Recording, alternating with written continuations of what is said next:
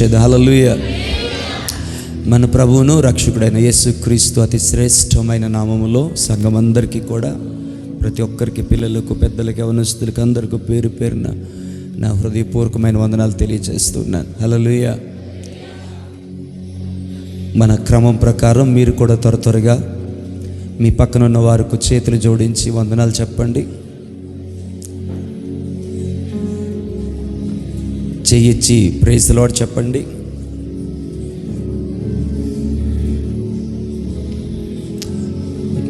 God bless you brother అని చెప్పండి.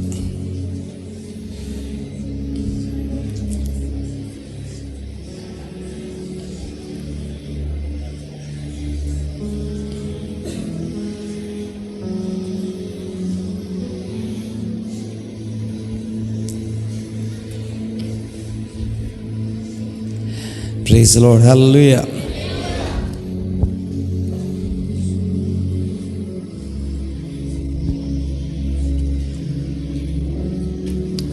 చాలా సమయం అవుతుంది. కొన్ని ప్రాముఖ్యమైన సంగతులు మీతో పంచుకోవాలి. Praise the lord. హల్లెలూయా. దయచేసి దేవుని వాక్యానికి ఇవ్వాల్సిన విలువను, గౌరవాన్ని ప్రతి ఒక్కరు ఇవ్వాలని ప్రభు పేరట నేను మనవి చేస్తూ ఉన్నాను. Praise the lord. Hallelujah. Right, ఎప్పుడూ ఈ వివరణ ఇవ్వలేదు మీకు. అవి వివరణలోకి కొంచెం తీసుకొని వెళ్ళి కొన్ని ప్రాముఖ్యమైన సంగతులు మీతో పంచుకొని సమయాన్ని ముగించే ప్రయత్నం చేస్తాను. ఈరోజు ఈ ఆదివారాన్ని మనందరికీ తెలుసు, కొంతమంది తెలియకపోవచ్చు, పామ్ సండే అంటారు. అలాగే మట్టల ఆదివారం అని పిలుస్తారు. పామ్ సండే అనే పదం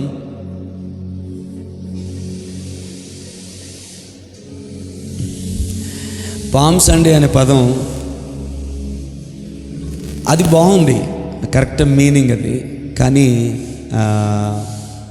మట్టల ఆదివారం అన్న మాటే మెట్టగా ఉంది. పామ్ సండే అని ఎందుకంటారంటే, పామ్ అంటే అది ఎలా చెప్పాలంటే, హల్లెలూయా, పామ్ ఆయిల్ చెట్టు, ఖర్జూరం చెట్లు ఉంటాయి కదా, ఈ కోవకు సంబంధించినటువంటి చెట్లో అనిపిస్తుంది. పామ్ ట్రీ అంటారు దాన్ని. అంటే ఒక సింపుల్గా చెప్పాలి అంటే, మనకి బైబిల్లో ఉన్న ప్రకారం వాళ్ళందరూ కూడా ఖర్జూరపు చెట్టు యొక్క మట్టలను పట్టుకున్నారు. హల్లెలూయా. అంటే దాని యొక్క మట్టలు అంటారు. అందుకని మన వాళ్ళు డైరెక్ట్గా దానిని ఏమన్నారంటే మట్టల ఆదివారం అని పిలిచారు. ఏ మట్టలు? కొబ్బరి మట్టలు ఉంటాయి, హల్లెలూయా, ఖర్జూర మట్టలు ఉంటాయి, ఈత మట్టలు ఉంటాయి. మనల్ని కొంతమంది ఏమనుకుంటారంటే ఈత చెట్లు పట్టుకొని ఆడారు అనుకుంటారు. కాదు, ఈత చెట్లు కాదు. ఇంతకీ జరిగిన సంగతి ఏంటంటే, హల్లెలూయా, యేసు ప్రభు సిలువ వేయబడ్డానికి కరెక్ట్గా ఒక 4 దినాలు ముందు ఆదివారం నాడు, హల్లెలూయా, అంటే ఒక క్యాలెండర్ ప్రకారం ఆదివారం నాడు ఆయన యెరూషలేములోనికి ప్రవేశించినప్పుడు ఆయన వస్తున్నాడని తెలుసుకొని, అది పర్ణశాలల పండుగ దినాలు కనుక వాళ్ళందరూ కూడా మట్టలు తీసుకొని, అనగా ఖర్జూరపు ఆకులు, ఖర్జూరపు చెట్టు యొక్క మట్టలు తీసుకొని వాళ్ళందరూ హోసన్న హోసన్న, ప్రభు పేరట వచ్చేవాడు స్తుతింపబడునుగా కానీ వాళ్ళు కేకలు వేశారు. Praise the lord. హల్లెలూయా. ఆ సమయంలో యేసు ప్రభు ఆయన రథం మీద లేరు, గుర్రం మీద లేరు, హల్లెలూయా, ఇక ఏ వాహనం మీద కూడా ఆయన లేరు. కానీ ఆయన దేని మీద కూర్చొని వచ్చారు అంటే గాడిద మీద కూర్చొని వచ్చారు. సో ఆ రోజు యేసు ప్రభు ఆ గాడిద పిల్ల మీద రావడం, ఆయన వస్తున్నాడన్న సంగతి తెలుసుకున్నటువంటి ఆ బెత్లెహేములో ఉన్నటువంటి వాళ్ళందరూ కూడా, యెరూషలేములో ఉన్న ఆ ప్రాంతంలో ఉన్న వారందరూ కూడా ఆ మట్టలు పట్టుకొని ఆయన్ని స్తుతించి, ప్రభు పేరట వచ్చేవాడు స్తుతింపబడునుగాక, హోసన్న హోసన్న హోసన్న అని వాళ్ళందరూ కేకలు వేసి ఆయనను పూజించారు. హల్లెలూయా. సో ఆయన గాడిద మీద ఊరేగించబడినటువంటి ఆ దినాన్ని వాళ్ళందరూ మట్టలు పట్టుకొని, అనగా ఖర్జూరపు చెట్టు యొక్క మట్టలు పట్టుకొని ప్రభువుని స్తుతించారు. ఆ దినాన్ని మట్టల ఆదివారం అని పిలుస్తారు, లేకపోతే పామ్ సండే అని పిలుస్తారు. కరెక్ట్గా ఈరోజు అది పామ్ సండే. ఆమేన్. 4 రోజుల పోతే ఏమొస్తుంది? సోమ, మంగళ, బుధ, గురు. 4 రోజుల తర్వాత ఏమొస్తుంది? ఓ భలే వారు భాస్కర్, గురువారం తర్వాత శుక్రవారం వస్తుంది, అది కూడా తెలియదా మీకు? అనకండి అమాయకంగా. హల్లెలూయా. సంవత్సరానికి ఎన్నో శుక్రవారాలు వస్తాయి, ఒకే ఒక్క శుక్రవారాన్ని గుడ్ ఫ్రైడే అని పిలుస్తారు. అసలు వాస్తవానికి అందులో జరిగిన మంచి ఏంటో ఎవరికీ అర్థం కాలేదు, కానీ గుడ్ ఫ్రైడే అనేసారు తప్ప అన్యులు ఎడుతారు. మీ యేసు ప్రభు చనిపోయిన రోజు కదా అది. సో ఆ ఫ్రైడే గుడ్ ఫ్రైడే ఎట్లా అవుతుంది అసలు? మీ ప్రభు చనిపోయిన రోజు కదా, అమానుషంగా అన్యాయంగా అత్యంత కిరాతకంగా ఆయన్ని చంపిన రోజు కదా అది ఎట్లా గుడ్ ఫ్రైడే అవుతుంది అన్న ప్రశ్న అన్యజనుల్లో కూడా ఉంది. రండి ఈరోజు కొంత వివరణ ఇస్తాను తెలుసుకోవడానికి. మట్టల ఆదివారం అంటే ఏంటో అర్థమైంది కదా. పామ్ సండే అంటే ఏంటి? యేసు ప్రభు యెరూషలేములకు వచ్చినప్పుడు అది పండుగ సమయం. ఏ పండుగ? పర్ణశాలల పండుగల సమయం గనక ఆ దినాలలో పర్ణశాల పండుగలలో ఈ ఖర్జూరపు వృక్షాలనే పైన ఆ గుడారాల మీద వేసుకొని పర్ణశాలలు కట్టుకొని పర్ణశాలలు ఉండేవారు. దేవుడు ఏమంటాడంటే, మీ పిల్లలు ఈ పర్ణశాలల పండుగ, గుడారాల పండుగ అంటారు మనోళ్ళు, అట్లా ఈ పర్ణశాలల పండుగ ఎందుకు అని అడిగినప్పుడు ఐగుప్తుల నుంచి తన బాగుబలము చేత దేవుడు విడిపించి ఈ పర్ణశాలలో గుండా ఆయన విశ్రమింపజేస్తూ ప్రజలను నడిపించాడన్న సంగతి మీ యొక్క పూర్వీకులు, మీ తర్వాత తరం వారికి తెలిసేలాగున మీరు ఈ పండుగను ఆచరించండి అని ఒక పర్ణశాలల పండుగ అనే దానిని ఏర్పాటు చేశారు. హల్లెలూయా. సో ఆ పండుగ దినాలు కనుక యేసు ప్రభు ఆ యొక్క యెరూషలేములోనికి వచ్చినప్పుడు ఆయన వస్తున్నారన్న సంగతి తెలుసుకొని వారందరూ ఖర్జూరపు మట్టలు తీసుకొని గుడ్డలను పరిచి, హల్లెలూయా, వారు తమ వస్త్రాలను పరిచి ఆ గొర్రె పిల్ల మీద యేసు ప్రభు వస్తుంటుండగా హోసన్నా హోసన్నా అని వాళ్ళందరూ కూడా కేకలు వేశారు. సో దాన్నే ఏమన్నారంటే పామ్ సండే లేకపోతే మట్టల ఆదివారం అని పిలిచారు. ఈరోజు కొన్ని బాప్టిస్ట్ చర్చెస్లోను రోమన్ క్యాథలిక్ చర్చెస్లో ఆయా చర్చెస్లో వాళ్ళు వచ్చేటప్పుడు ఆ ఈత చెట్టు కొమ్మలను ఎక్కడో సంపాదించుకొని తీసుకొని వస్తారు, రావడమే పట్టుకొని వస్తారు. కొంతమంది అయితే ఆ కొమ్మలు పట్టుకొని ఊరంతా కూడా ఊరేగిస్తారు. హోసన్నా హోసన్నా హోసన్నా, ప్రభు పేరట వచ్చి వాడు స్తుతింపబడును గాక అని ఆ మట్టలు పట్టుకొని ఊరంతా ఊరేగుతారు. కొంతమంది రావడమే ఊరేగింపుగా వస్తారు. కొంతమంది చర్చిలోకి వచ్చిన తర్వాత ఆ మట్టలు పట్టుకొని హోసన్నా హోసన్నా అని ప్రభుని ఆరాధిస్తారు. పాస్టర్ గారు అవన్నీ ముందే తెలిసి ఉంటే మేము కూడా మట్టలు తెచ్చుకునే వాళ్ళం కదా అంటే, హల్లెలూయా, అలా అంతటికి తెగిస్తారని తెలిసే చెప్పట్లేదు. Praise Lord. హల్లెలూయా. అదొక ఆచారం అయిపోద్ది అన్నట్టు, అదొక ఇది అయిపోద్ది అన్నట్టు. సరే, ప్రైజ్ లార్డ్. హల్లెలూయా. ఒకవేళ మట్టల ఆదివారాన్ని మీరు పాటించండి అని ప్రభు చెప్పుంటే ఖచ్చితంగా మనం ఈ పండగ ఆచరించండి అని ఏ పండగ గురించి మనకి చెప్పబడలేదు. ఏ పండగ అయినా ఇశ్రాయేల్ ప్రజలకు మాత్రమే చెప్పబడింది. అది పస్కా పండుగ అయినా, పర్ణశాలల పండుగ అయినా, ఏ పండుగ అయినా కూడా, పులిన రెట్ల పండుగ అయినా, ఏ పండుగ అయినా, పెంతెకొస్తు పండుగ, ఏ పండుగ అయినా అది ఇశ్రాయేల్కి మాత్రమే చెందింది. ఒక్క పండుగ మాత్రమే మనకు ముడిపడిపోయింది. ఆ పండుగ ఏమిటి అంటే ఒక 2 పండుగలు అని చెప్పొచ్చు. ఒకటి పస్కా పండుగ. హల్లెలూయా. ఆ రోజున మన కొరకు దేవుని గొర్రెపిల్లగా యేసు ప్రభు బలైపోయిన రోజు. రెండవది పెంతెకొస్తు పండుగ, అనగా పరిశుద్ధాత్మ దేవుడు మేడగది మీదకి 120 మంది ఆరాధిస్తుండగా దిగి వచ్చిన రోజు. అందుకనే మీది ఏ అనుభవం అని కొంతమంది అడుగుతారు, మీది రోమన్ క్యాథలికా అది అని చెప్పి. హల్లెలూయా. మాకు ఏ డినామినేషన్ లేదు, కానీ మేమందరం కూడా పరిశుద్ధాత్మ అనుభవం కలిగిన వారమన్న ఒక్క మాట మాత్రం. హల్లెలూయా. క్రీస్తు వారము, పరిశుద్ధాత్మ అనుభవం కలిగిన వారమని కొంతమందికి అర్థం అవడం కోసం నేను చెప్తూ ఉంటాను. దగ్గరగా పెంతెకొస్తు అనుభవం మాది అని చెప్తూ ఉంటాం. ఎందుకంటే పెంతెకొస్తు అనుభవంలోనే పరిశుద్ధాత్మ, అన్య భాషలు అనే ఈ యొక్క ఆ చక్కని వరాల యొక్క విధానం మనకు కనబడుతుంది. మిగతా డినామినేషన్స్లో కొన్ని అంగీకరించరు, కొంతమంది ఒప్పుకోరు, కొంతమందికి అది ఇష్టం ఉండదు కూడా. సరే, ఇవన్నీ చెప్తే సమయం సరిపోదు. సో మట్టల ఆదివారం ఇంతవరకు ఎప్పుడూ చర్చిలో మాట్లాడలేదు. కొంతవరకు కొన్ని ప్రాముఖ్యమైన విషయాలు మీతో మాట్లాడాను. సో మట్టల ఆదివారం అని దీన్ని ఎందుకు అన్నారో మీకు అర్థమైంది. Praise the lord. హల్లెలూయా. ఆ రోజున వాళ్ళు ఏం పట్టుకున్నారు? ఖర్జూరపు యొక్క మట్టలను పట్టుకొని ఆరాధించారు. సో ఎందుకు ఖర్జూరపు మట్టలే పట్టుకున్నారు? కొబ్బరి మట్టలు పట్టుకోవచ్చుగా, ఈత చెట్టు మట్టలు పట్టుకోవచ్చుగా.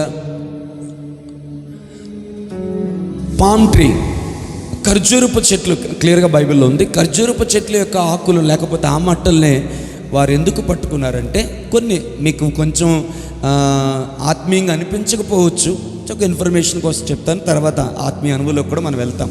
మొట్టమొదటిగా హల్లెలూయా, ఈ ఖర్జూరపు చెట్టు యొక్క మట్టలు విజయానికి గుర్తు. దేవుని నామమున మహిమ కలుగును గాక. Praise the lord. మొట్టమొదటి దేనికి గుర్తు? విజయానికి గుర్తు. నాకు ఈ ప్రజల మీద ఆశ్చర్యం వేసింది, ఎందుకంటే చాలా జాగ్రత్త వినండి. ఈ ప్రజలు హోసన్నా హోసా అని కొబ్బరి మట్టలు ఊపారు.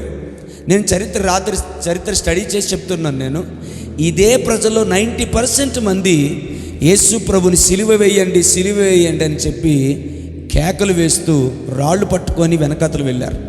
చాలా జాగ్రత్త వినండి. ఈరోజు కూడా అనేక మంది ఆరాధికులు ఇలాగే ఉన్నారు అన్న సంగతిని నేను జ్ఞాపకం చేస్తాను. నెమ్మదిగా మాట్లాడుతున్నాను. హల్లెలూయా. ఏమని? చెట్లు పట్టుకొని, ఆకులు పట్టుకొని, మట్టలు పట్టుకొని, హోసన్నా ప్రభు పేరట వచ్చేవాడు స్తుతింపబడును గాక. ఆమేన్. హల్లెలూయా. వాస్తవానికి చాలా జాగ్రత్తగా గమనించాను, కొంచెం నెమ్మదిగా చెప్తున్నాను. వాస్తవానికి ఈ ఖర్జూరపు చెట్టులు తీసుకొని ఈ జయపు కేకలు వేసేది ఎవరికి అంటే, ఎవరైనా ఒక రాజు విజయాన్ని సాధించి శత్రువును ఓడించి సింహాసనాన్ని అధిరోహించడానికి, హల్లెలూయా, లేకపోతే సింహాసనమును పొందుకోవడానికి, శత్రువుని జయించిన వాడు ఒక రాజుగా ఉండడానికి పట్టాభిషేకం చేయబడబోతున్న వ్యక్తికి కానీ, లేకపోతే ఒక రాజు వెళ్ళి యుద్ధము చేసి శత్రువుని ఓడించి శత్రువుని నేలమట్టం చేసి చంపేసి విజయ ఆనందంతో తిరిగి వస్తున్నప్పుడు ఆ దినాల్లోనట ఆ ఊరి వారందరూ కూడా ఖర్జూరపు వృక్షాలు పట్టుకొని ఆ రాజా రాజా రాజా రాజా రాజు చిరంజీవి వగును గాక, రాజు చిరకాలం జీవించను గాక, రాజు మాకు గొప్ప విజయాన్ని తీసుకొని వచ్చాడు, మా రాజు గొప్పవాడు అని చెప్పి వారు మట్టలు పట్టుకొని ఆ రాజుకి ఆహ్వానాన్ని తెలియచేసేవారు. మీలో కొంతమంది ఎటో ఒకటిగా ఉన్నారు, కానీ మీకు ఇక్కడ ఒక ప్రశ్న రావాలి ఖచ్చితంగా. హల్లెలూయా. యేసు ప్రభు ఏ యుద్ధం చేయలేదే, ఏ శత్రువుని ఓడించలేదే, రాజుగా పట్టాభిషేకం చేయడానికి ఆయన రాలేదే, ఆయన గుర్రం మీద రాలేదే, ఆయన రథం మీద రాలేదే, కిరీటం పెట్టుకొని రాలేదే, రాజవస్త్రాలు ధరించుకొని రాలేదే. బట్ ఈవెన్ దో అయినప్పటికి కూడా వారు ఖర్జూర వృక్షాలు ఆ బట్టలు పట్టుకొని రాజా హోసన్నా హోసన్నా ప్రభు పేరట వచ్చేవాడు స్తుతింపబడును గాక అని కేకలు వేశారు. నేనేం చెప్పడానికి ప్రయత్నం చేస్తానంటే, ఒక చిన్న ఆత్మీయ పాఠం మీకు చెప్పడానికి ప్రయత్నం చేస్తాను. వాళ్ళు పాడింది కరెక్ట్, కానీ వాళ్ళు ఏం పాడారో వారికి తెలియదు. వెనకాతలి మాట అర్థమైందా? వాళ్ళు పాడింది కరెక్ట్. ఎవరికి పాడతారు? రాజుకే పాడతారు. ఎవరికి పాడారు వీళ్ళు? మాట్లాడు. ఎవరికి పాడారు వీళ్ళు? రాజుకే పాడారు. రాజుకి ఎప్పుడు పాడతారు? హల్లెలూయా. ఆయన ఏదైనా ఒక శత్రువుని జయించినప్పుడు పాడతారు. మరి ఈ రాజు ఏ శత్రువుని జయించబోతున్నాడు? పాపం అనే శత్రువుని జయించబోతున్నాడు, మరణం అనే శత్రువుని ఆయన జయించబోతున్నాడు, పాతాళం అనేటువంటి శత్రువుని జయించబోతున్నాడు, నేత్రాశ, శరీరాశ, జీవపు డంబం అని పిలువబడే శత్రువుల్ని ఆయన ఆల్రెడీ జయించి మరణాన్ని, పాపాన్ని జయించడానికి వెళుతున్నాడు. కాబట్టి ఈ ప్రపంచంలో ఏ రాజు, ఏ చక్రవర్తి కూడా, మనం అనుకుంటాం ప్రపంచాన్ని గెలిచిన అలెగ్జాండర్ ది గ్రేట్ అనేక రాజ్యాన్ని జయించగలిగాడు, కానీ పాపాన్ని జయించలేకపోయాడు, మరణాన్ని జయించలేకపోయాడు. కానీ ఈ రాజు, ఈ గాడిద పిల్ల మీద వస్తున్న ఈ రాజు నేత్రాశను, శరీరాశను, జీవపు డంబమును జయించిన వాడు మాత్రమే కాక పాపమును జయించాడు, మరణాన్ని జయించబోతున్నాడు, పాతాళాన్ని జయించబోతున్నాడు. హల్లెలూయా. కాబట్టి ఈయన రాజు హోసన్నా ప్రభు పేరట వచ్చేవాడు స్తుతింపబడును గాకని వారు వేసిన కేకలు నిజమే. కానీ బాధాకరమైన విషయం ఏంటో తెలుసా? ఇదే మనుషులు క్రూసిఫై హిమ్, ఆయన సిలువ వేయండి, ఆయన దేవదూషకుడు, దెయ్యాలు పట్టినవాడు, బయల్జెబూలు, సిలువ వేయండి వాడిని, మా కొరకు బరబ్బని విడిచిపెట్టి ఈ నీచుని సిలువేయండి కేకలు వేసినప్పుడు, ఇదే ప్రజలు కదా హోసన్నా అన్నారు, ఇదే ప్రజలు కదా ఖర్జూరం ఇక మట్టలు పట్టుకొని గంతులు వేశారు, ఇదే ప్రజలు కదా గాడిద ముందు వస్త్రాలు పొందారు, ఇదే కదా ఆయనను పొగిడి కీర్తించారు ప్రజలు. మరి ఇదే ప్రజలు ఎందుకు సిలువ వేయమని కేకలు వేస్తున్నారంటే, నేను చెప్తాను, వాళ్ళు ఏం పాడారో వాళ్ళకి తెలియలేదు, ఆయన ఎవరో వారికి అర్థం కాలేదు. రీసెంట్గా ఒక చిన్న మెసేజ్ రాసుకున్నాను, ప్రభు చిత్తం అయితే ఎప్పుడైనా మీతో పంచుకుంటాను.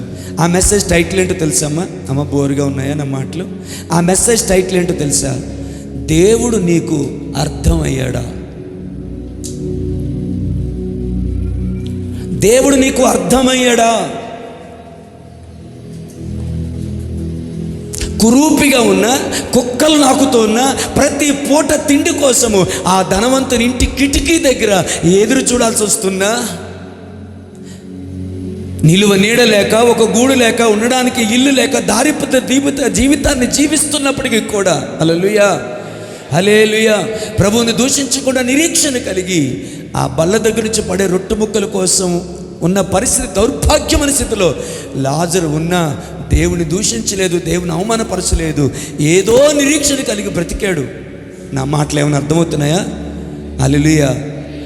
ఆ దరిద్రుడికి బైబిల్ అతని గురించి ఇచ్చిన పరిచయం అది. ఆ దరిద్రుడికి దేవుడు ఏంటో అర్థమయ్యాడు. ఈ పదం మీ గుండెల్లోకి దూసుకొని వెళ్ళాలని కోరుతున్నాను. దేవుడు ఏంటో నీకు అర్థమైతే, ఆమేన్, ఎప్పుడు దేవుణ్ణి విడిచిపెట్టి వెళ్ళిపోయే భ్రష్టత్వం నీకు రాదు.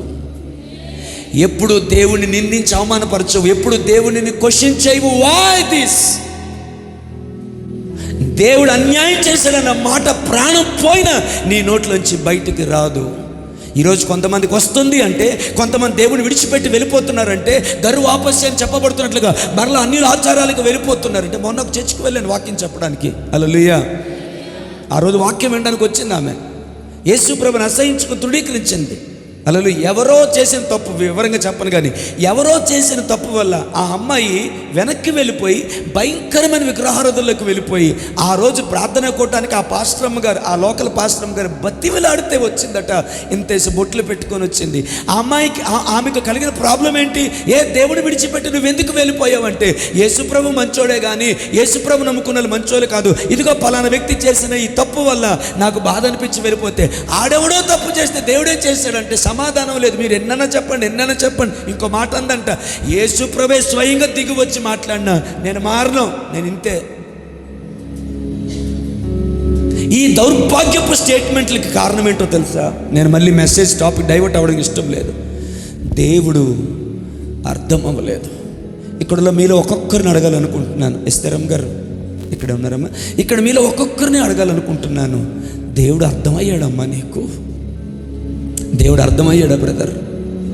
ఇదే ప్రశ్న మీరు నన్ను అడిగితే, కొంచెం అర్థమయ్యాడు. నేను అర్థం చేసుకోవాల్సింది చాలా ఉంది. అర్థమయ్యేలాగా నా మనోనేత్రాలు వెలిగింపమని ఆ రోజు మోషే ప్రార్థన చేశాడే, నీ మార్గమును నాకు చూపుము, అప్పుడు నేను నిన్ను తెలుసుకుందునని. అలాగూ దేవుని సన్నిధిలో నేను ఏడవాలని కోరుకుంటున్నాను, ఏడుస్తున్నాను. దేవా, నువ్వు నాకు అర్థమయ్యేలాగా నాకు సహాయం చేయి.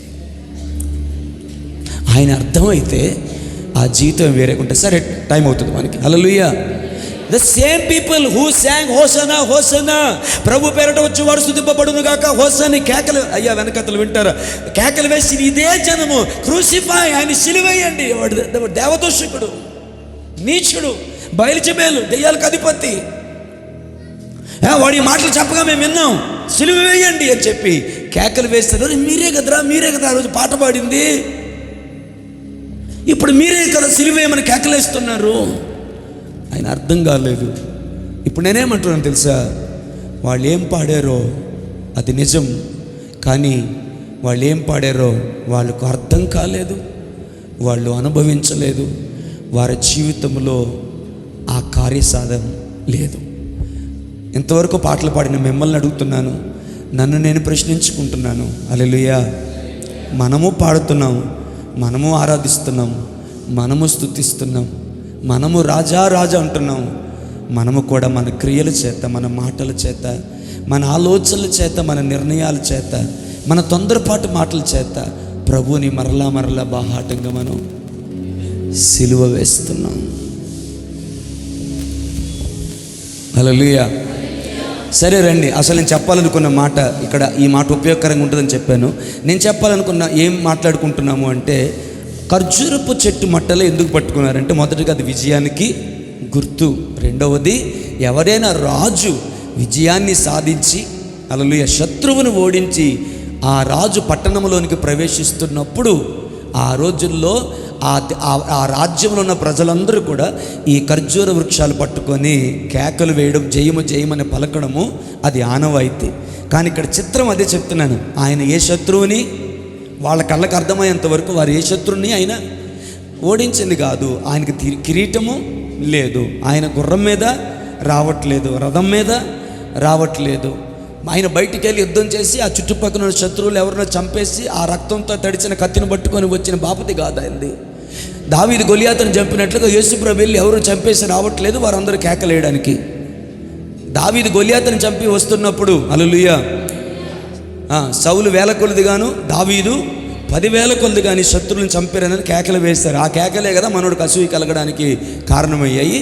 కాబట్టి ఎవరైనా రాజు వస్తున్నప్పుడు అలాగా మట్టలు పట్టుకొని కేకలు వేస్తారు. కానీ విచిత్రంగా యేసు ప్రభు గాడిద మీద వస్తున్నప్పుడు ఆయన చూసి కేకలు వేస్తారు. మీకు మరలా అర్థం అవ్వాలని కోరుతున్నాను.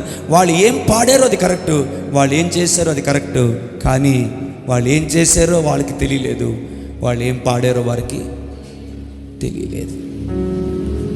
ఆమె ఏ శత్రువుని జయించి రాకుండానే జయము జయమని కేకలు వేశారు కదరా. అరే భలే ఉంది, మీకు తెలియకపోయినా మంచిగానే చేశారు మీరు. ఆమెన్. కానీ వాళ్ళకి అర్థం కాలేదు.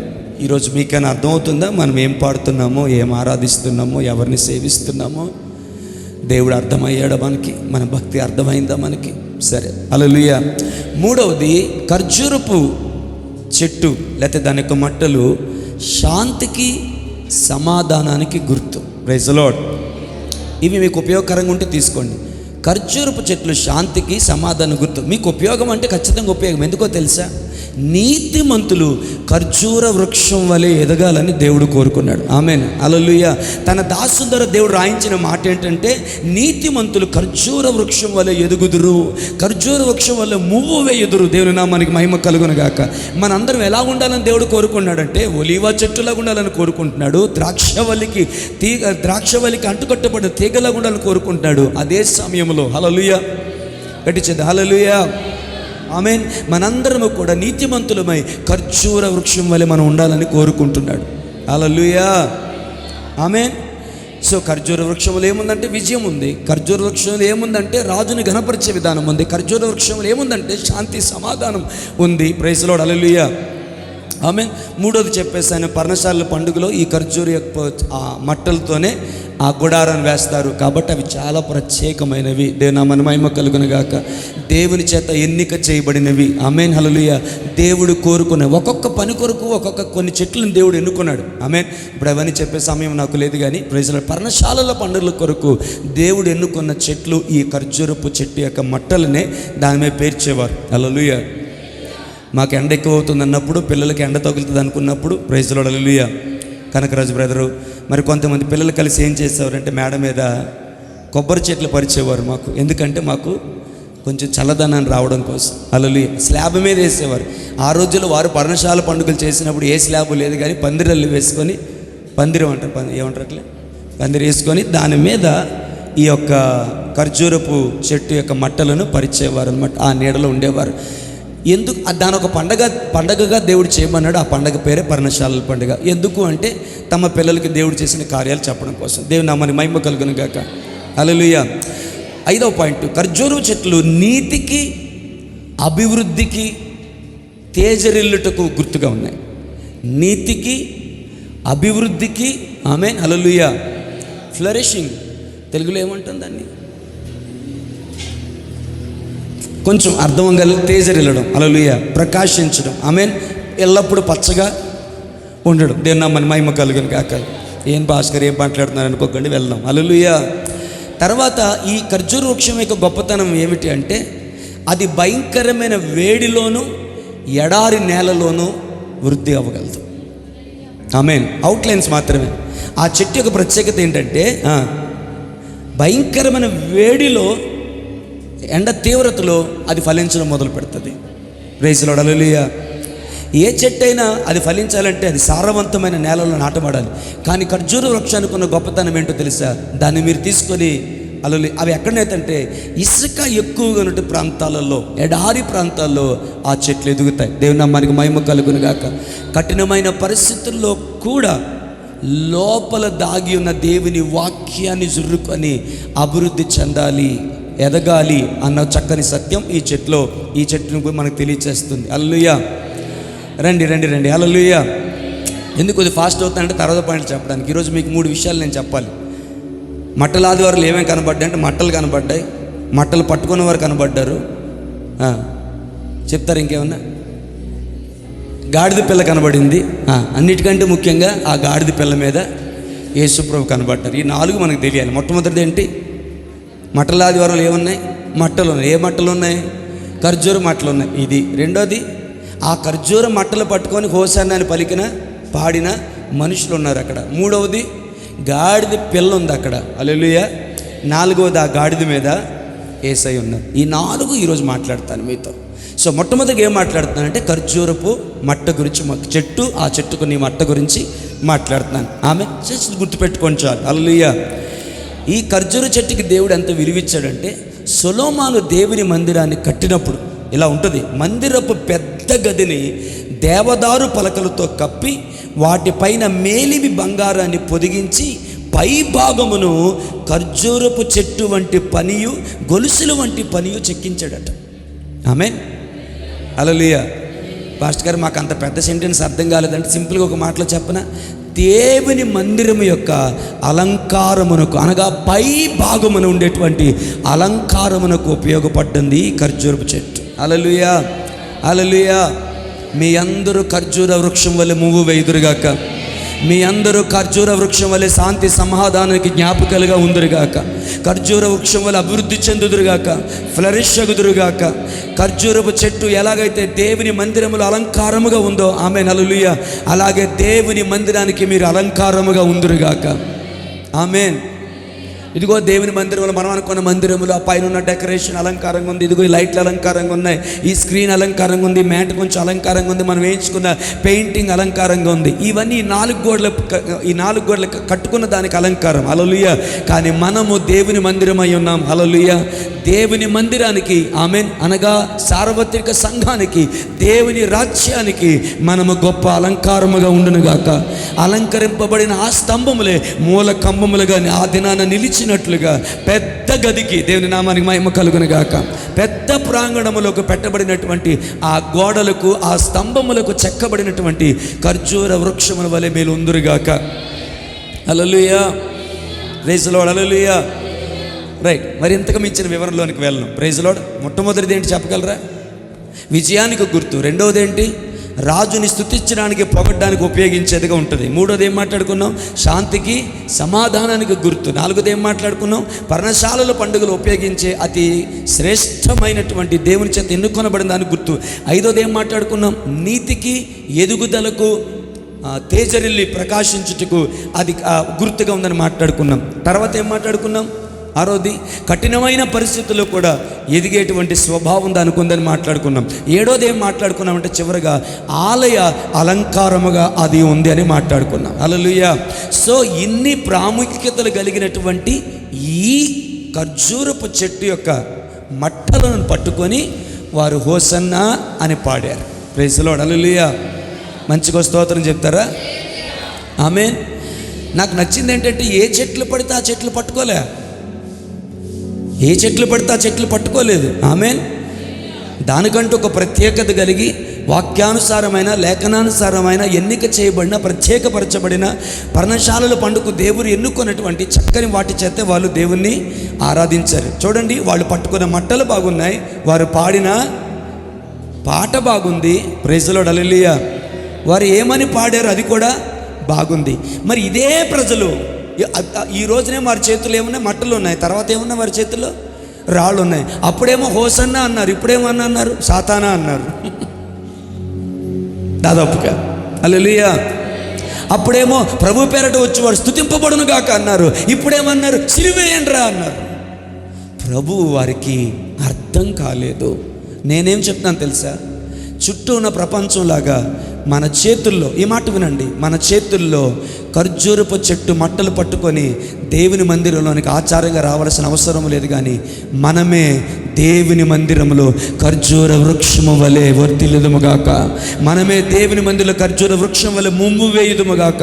మనలోనే ఆ శాంతి సమాధానం, మనలోనే ఆ విజయపు ఆనందం, మనలోనే ప్రభు పేరిట వచ్చిన వారిని స్తుతించి ఆరాధించేటువంటి జీవన విధానం. Praise the Lord. దేవుని మన మహిమ కలుగునుగాక. ఆమేన్. గట్టి చేత హల్లెలూయా. మనలోనే ఆ తేజరిల్లు. Praise the lord. మనలోనే ఆ విజయము, మనలోని ఆనందము, మనలోని శాంతి, మనలోని సమాధానం దేవుని మందిరమునకై చెక్కబడిన వారముగా, ఉపయోగకరముగా, మేలుకరముగా నిజమైన ఖర్జూరపు మట్టల వల్ల మీరు ఉందురుగాక. ఆమేన్. అప్పుడు ఏమంటాను తెలుసా? ప్రతి ఆదివారం మట్టల ఆదివారం. హల్లెలూయా. ఒక స్తోత్రం చెప్తే బాగుండేది. ప్రతి ఆదివారం మాకు మీ చర్చిలో మట్టల ఆదివారం చేయరంటే ఎందుకు చేయరు? ప్రతి ఆదివారం చేస్తాం. మరి మట్టలే అని అడిగారు అనుకో, ఏ మట్టలని అడగండి. ఖర్జూరపు చెట్లు ఏనంటే మేమే ఖర్జూరపు చెట్లు వలె ఆయన సన్నిధిలో ఎదుగుటకు ఆయన తన వాక్యమైన నీటితో మమ్మల్ని పోషిస్తున్నాడు. పరిశుద్ధాత్మ గాలిని మా మీద వికసింపజేస్తూ ఉన్నాడు. ఆమేన్. హల్లెలూయా. ఎండినా మోడు బారిపోయినా మరలా మా కొరకు ఆయన చిగురింపజేస్తూ ఉన్నాడు. ఆమేన్. ఈ ఖర్జూరపు చెట్టు మొక్కలు, ఈత మొక్కలు మా దేవునికి మహిమను ఇవ్వలేవు. కానీ మేమే ఖర్జూరపు చెట్టు వల్ల మేము వర్ధిల్లినప్పుడు మా దేవునికి మహిమ దొరుకుతుంది. మేము శరీర సంబంధమైన ఆచారబద్ధమైన పండుగ చేసేవాళ్ళము కాదు.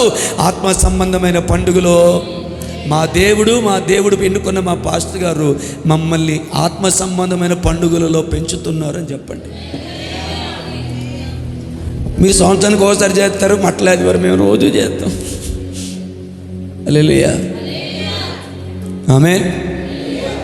ఖర్జూరపు చెట్టుకున్న ఆ ప్రతి గొప్పతనం, ఔన్నత్యం, లెబానోను దేవదారుకున్న ఆ ప్రత్యేకత, ఒలీవ చెట్టుకున్న ప్రత్యేకత, ద్రాక్ష వల్లికున్న ప్రత్యేకత, గొంజి చెట్లుకున్న ప్రత్యేకత దేవుడు మనకు అనుగ్రహించును కాక. మీకు తెలుసా దేవుడు ఏమన్నాడు? సియోన్లో దుఃఖించే వారికి ఉల్లాస వస్త్రమును, బూడిదకు ప్రతిగా పూదండను, దుఃఖమునకు ప్రతిగా ఆనంద తైలమును, భారభరితమైన ఆత్మకు ప్రతిగా స్తుతి వస్త్రమును వారికి ధరింపచేయుటకు నేను వచ్చి ఉన్నాను. యెహోవా తన్ను మహిమపరుచుకున్నట్లు నీతి అని మస్తకి వృక్షములనియు, యెహోవా నాటిన చెట్లనియు వారికి పేరు పెట్టబడను. యెహోవా నాటిన ఖర్జూరపు చెట్టు వలె మనం ఉందుముగాక. యెహోవా నాటిన ఒలీవ చెట్టు వలె మనం ఉందుముగాక. ఆమేన్. యెహోవా నాటిన ద్రాక్షవల్లి తీగల వలె మనం ఉందుముగాక. యెహోవా నాటిన మస్తకి వృక్షం వలె మనం ఉందుముగాక. యెహోవా నాటిన గొంజి చెట్ల వలె మనం ఉందుముగాక. ఆమేన్. Praise the Lord. ఇంత మట్టుకు అర్థమైంది కదా కొంచెం అయినా. సో ఏం నేర్చుకున్నాం? మట్టల ఆదివారం అంటే ఏంటో నేర్చుకున్నాం. ఆ మట్టల ఆదివారం నారు ఖర్జూరపు మట్టలే ఎందుకు పట్టుకున్నారో మనం నేర్చుకున్నాం. క్లియరా? ఎనీ డౌటా? అలా చూస్తారండి. హల్లెలూయా. కొంతమంది ఎలా ఉన్నారంటే వినేవాళ్ళకైతే డౌట్లు. హల్లెలూయా. వినేవాళ్ళకైతే డౌట్లు. స్వామి మాకెందుకు కొత్త డౌట్లు? నువ్వు అల్లులి అంటే వెనకాల అల్లులి అంటున్నాను తప్ప మేము మా పిల్లలతో ఆడుకుంటూ, లేకపోతే మా ఆలోచనలో మేము ఉంటూ, మా పద్ధతిలో మేము ఉన్నాం. హల్లెలూయా. చెప్పాను కదా, టీచర్ అడిగింది వాస్తవానికి భ్రమకి తేడా ఏంటంటే మీరు పాఠం చెప్తున్నారు, వాస్తవం మేము వింటున్నాం అనుకుంటున్నారు. మీ బేమ అందట. హల్లెలూయా. సో ఖర్జూర మట్టల ఆదివారం అంటే ఏంటో అయిపోయింది, ఖర్జూర వృక్షాలు అంటే ఏంటో అయిపోయింది. ఇప్పుడు మూడోదిగా మీతో ఏం చెప్పాలని నేనంటే, ఆ మట్టలు పట్టుకున్న, ఇది కూడా దాదాపు అయిపోయినట్టే. ఆ మట్టలు పట్టుకున్నవారు, ప్రైజ్ ది లార్డ్, హల్లెలూయా, వారు ఏం పట్టుకున్నారో, వాళ్ళు ఏం పాడుతున్నారో, ఎవరిని గనపరుస్తున్నారో, ఎవరిని కీర్తిస్తున్నారో వాళ్ళకి ఏమీ తెలియలేదు. అందుకే అదే యేసయ్యని సిలువ వేయమని కేకలేశారు. ఈ రోజులు ఏం జరుగుతుందంటే ఆరాధిస్తున్నారు, స్తుతిస్తున్నారు, కష్టం రాగానే, ఇబ్బంది రాగానే, ప్రతికూలత రాగానే దేవుని సన్నిధి మానేయడం, దేవునిని విడిచిపెట్టడం, మరలా విగ్రహారాధనలకు వెళ్ళిపోవడం, ఆడేం దేవుడు అని నోటుకొచ్చినట్టు మాట్లాడడం.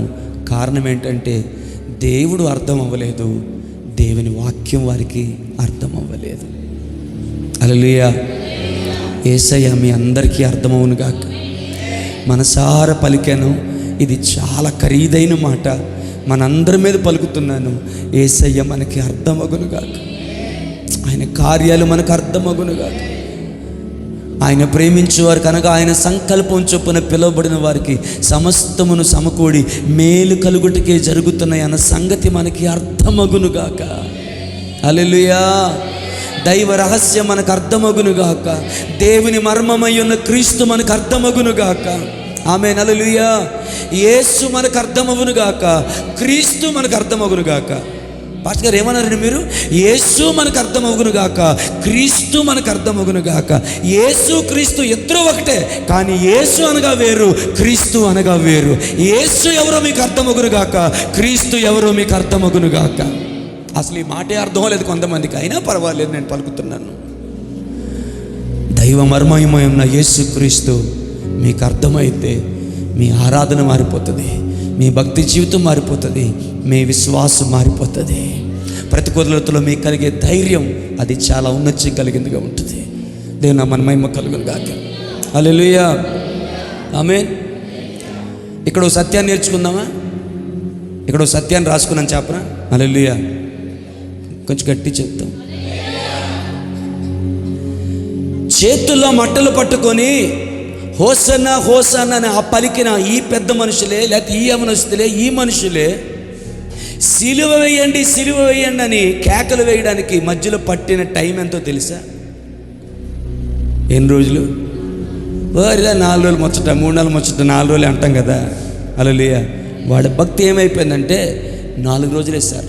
4 రోజుల క్రితం మనకు ఆదివారం వారు హోసన్నాని కేకలేశారు. సోమ, మంగళ, బుధ, గురు 4 రోజులు గడిచాయి. 5వ రోజున అనగా శుక్రవారం. హల్లెలూయా. హల్లెలూయా. ఆమేన్. ఇంకా చెప్పాలంటే 3 రోజుల వ్యవధి. ఎందుకో తెలుసా?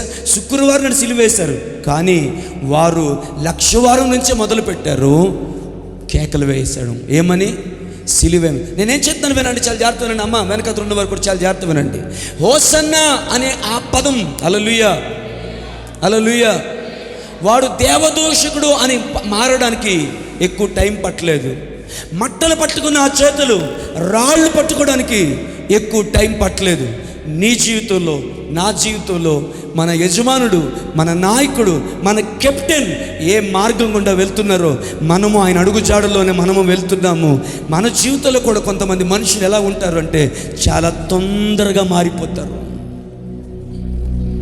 చాలా తొందరగా మారిపోతారు. ఈ చిన్న పాఠాన్ని నేర్చుకోండి ఇక్కడ. Praise Lord. హల్లెలూయా. మంచిగా చేద్దాం. హల్లెలూయా.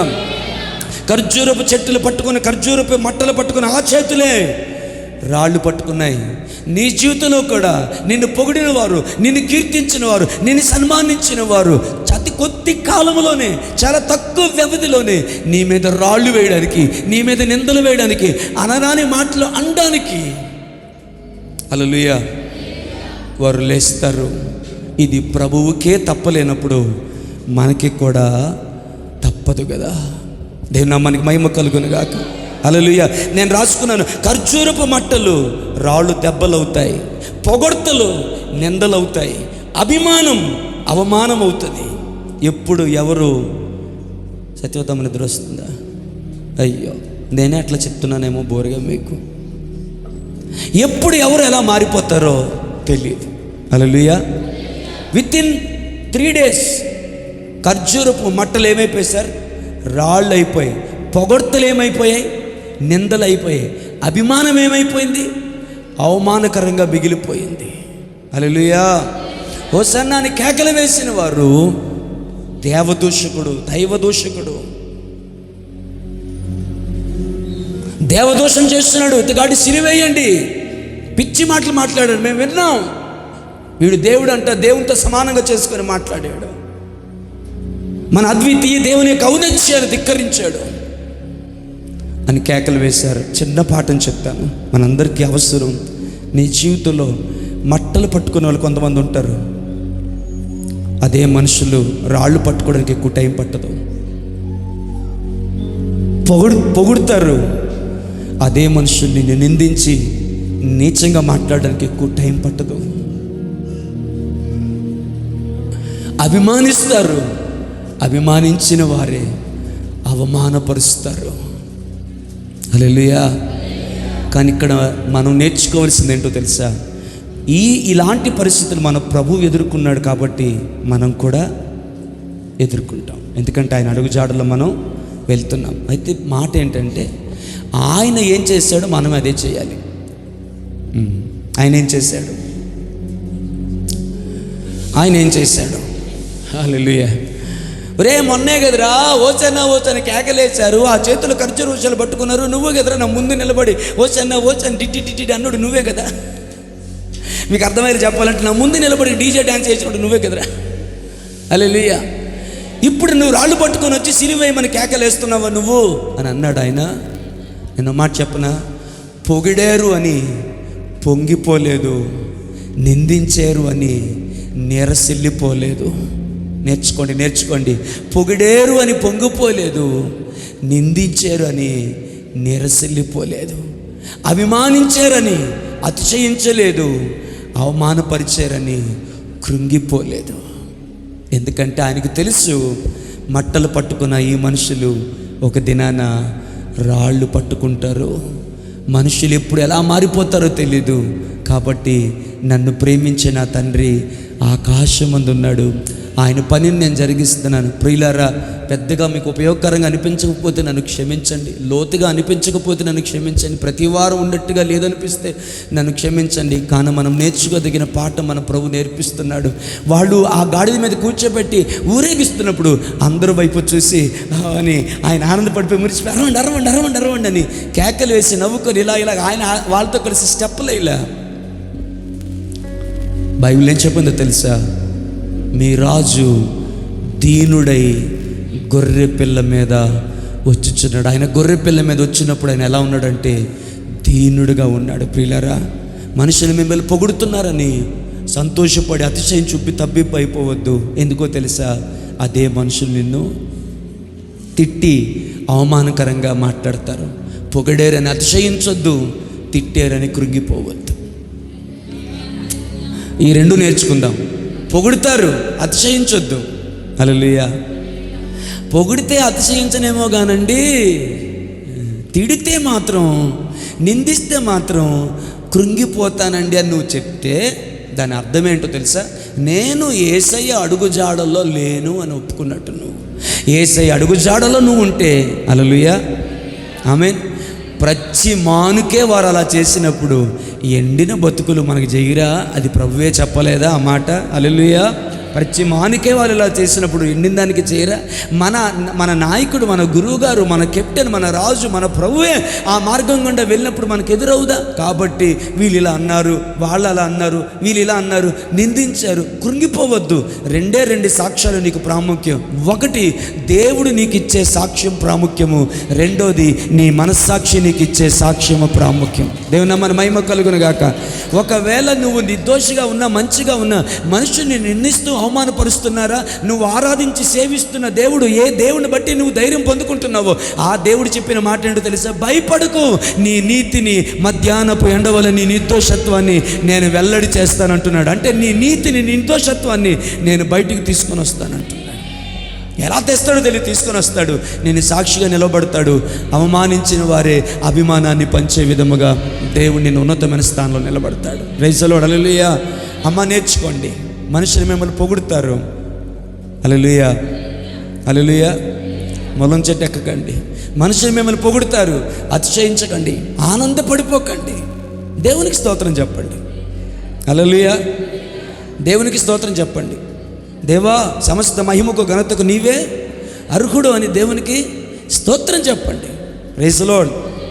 అతిశయించొద్దు, ఆనందించొద్దు, మురిసిపోవద్దు. అదేదో మా ఇక్కడే నేర్చుకున్నాను, పొల్లిపల్లి నేర్చుకున్నాను ఈ మాట. గజాలు అయిపోతాయా? భుజాలు అయిపోతాయి. ఏం పెడతారు డైలాగ్ అదే? సెపరేట్ అని మీకేం తెలియనట్టు. భుజాలు అవుతాయా? పోనీ మొత్తం భుజాలు గజాలే ఇలాగ ఎగురుతాయి ఉంటాయట. సో పొగుడతారు చాలామంది.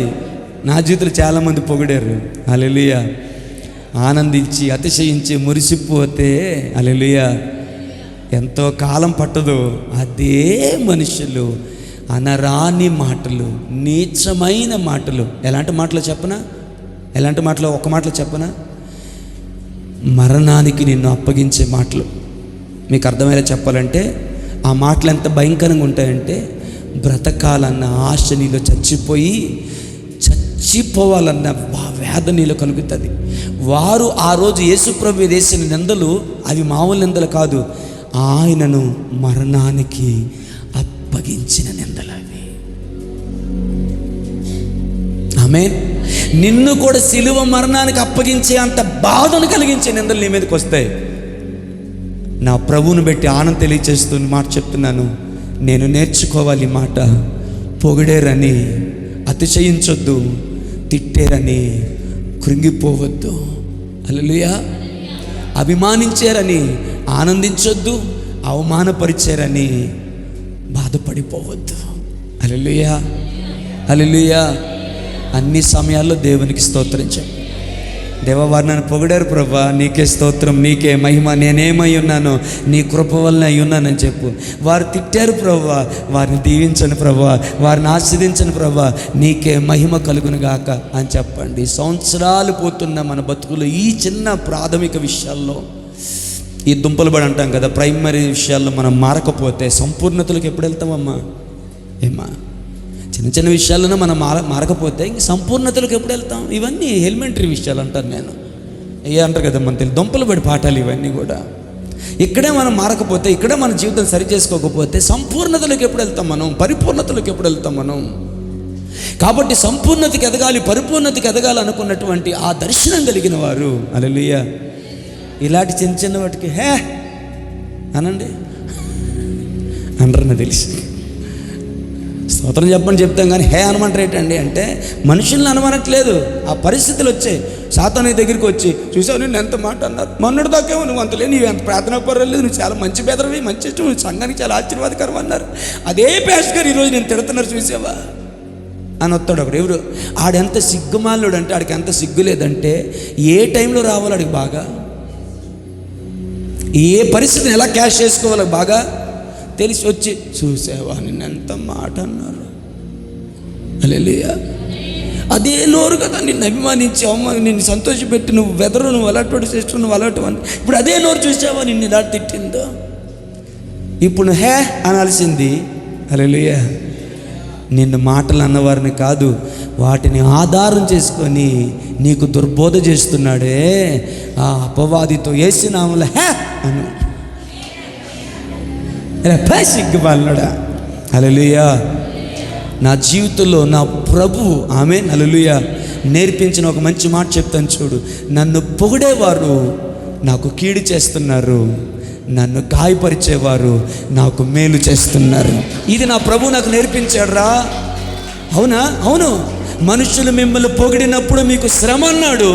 అదే పెద్ద ఆయన మనతో ఏమన్నాడంటే, మనుషులు మిమ్మల్ని నిందించి మీ మీద అబద్ధముగా చెడ్డ మాటలు పలుకున్నప్పుడు మీరు ధన్యులు, సంతోషించి ఆనందించండి, పరలోకమందు మీ ఫలకం అధికమవుతుంది అన్నాడు.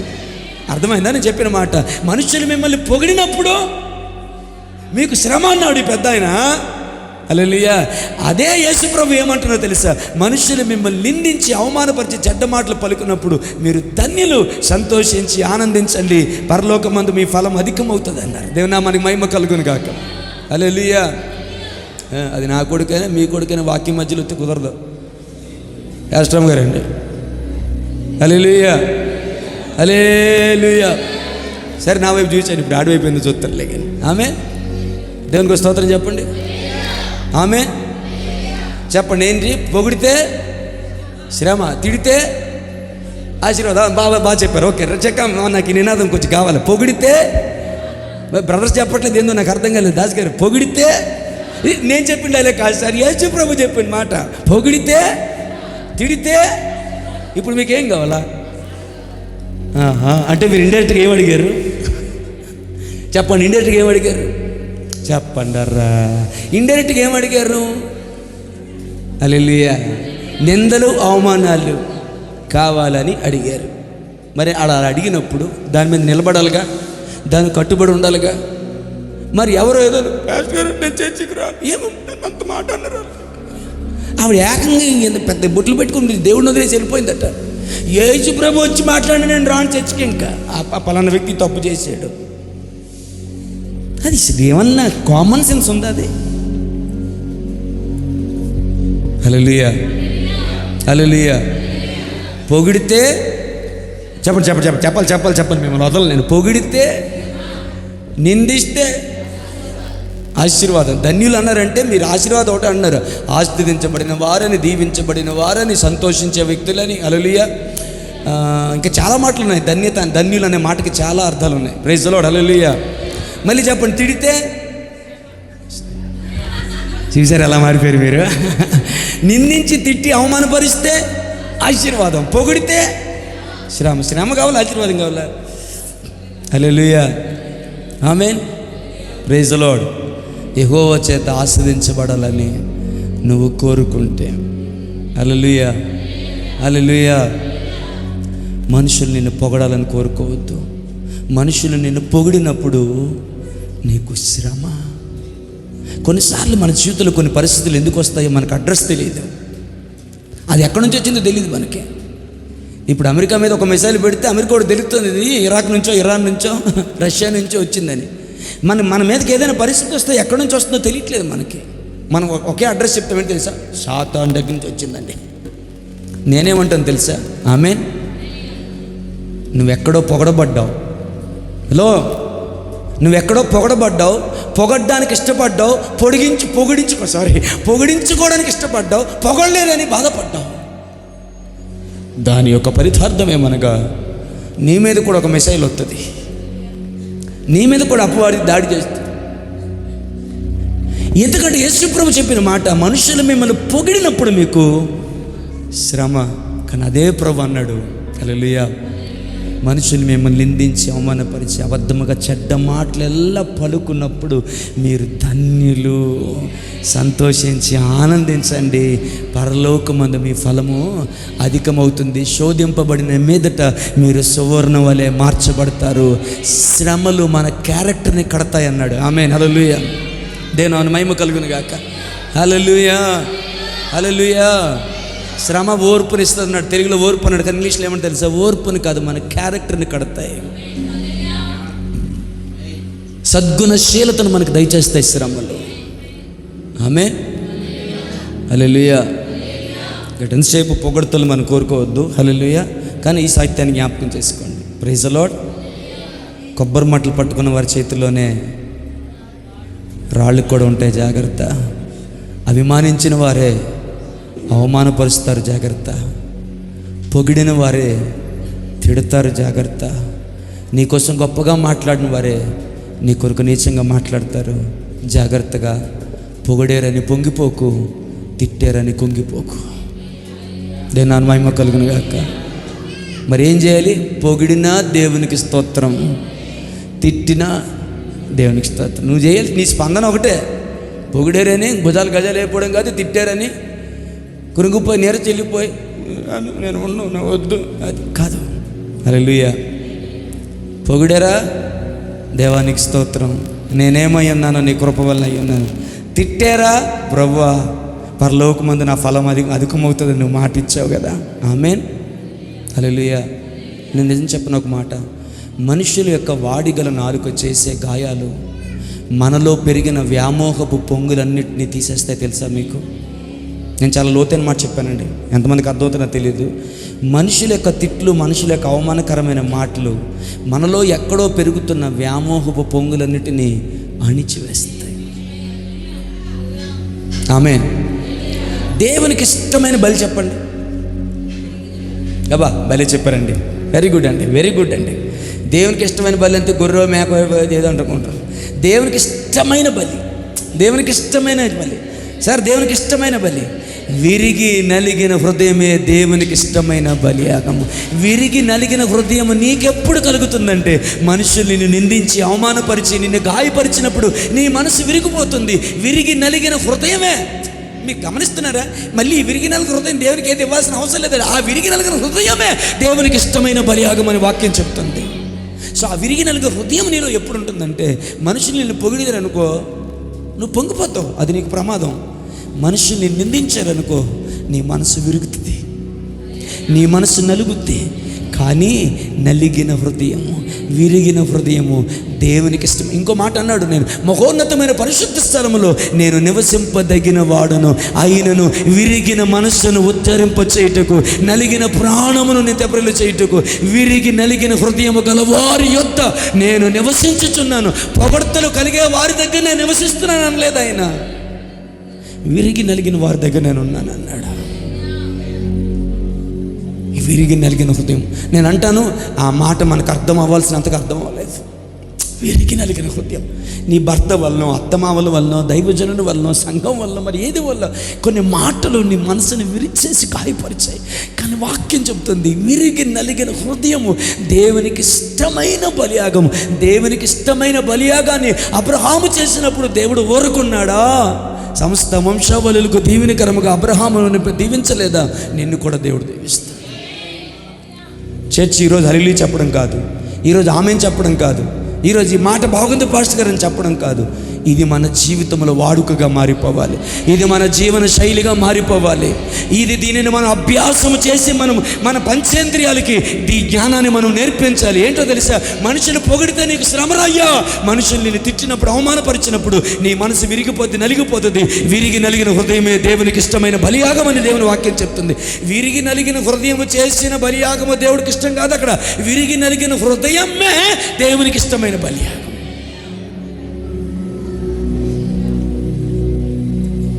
ఆమేన్.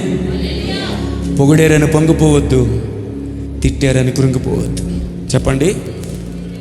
వెరీ గుడ్, చెప్పండి, పర్లేదు. నేను టీచర్, మీరు స్టూడెంట్. చెప్పండి. పొగిడేరని పొంగిపోవద్దు, తిట్టారని కుంగిపోవద్దు. పొగిడినా యేసు రక్తం, తిట్టినా యేసు రక్తం. పొగిడినా హల్లెలూయా, తిట్టినా హల్లెలూయా. ఇది చాలా ఖరీదైన పాఠం. వినడానికి వినే అంత ఈజీ కాదు, చెప్పే అంత ఈజీ అంతకన్నా కాదు. కానీ దీనిని నువ్వు అభ్యాసం చేయగలిగితే యెహోవా కటాక్షం నీ మీద నిలుస్తుంది.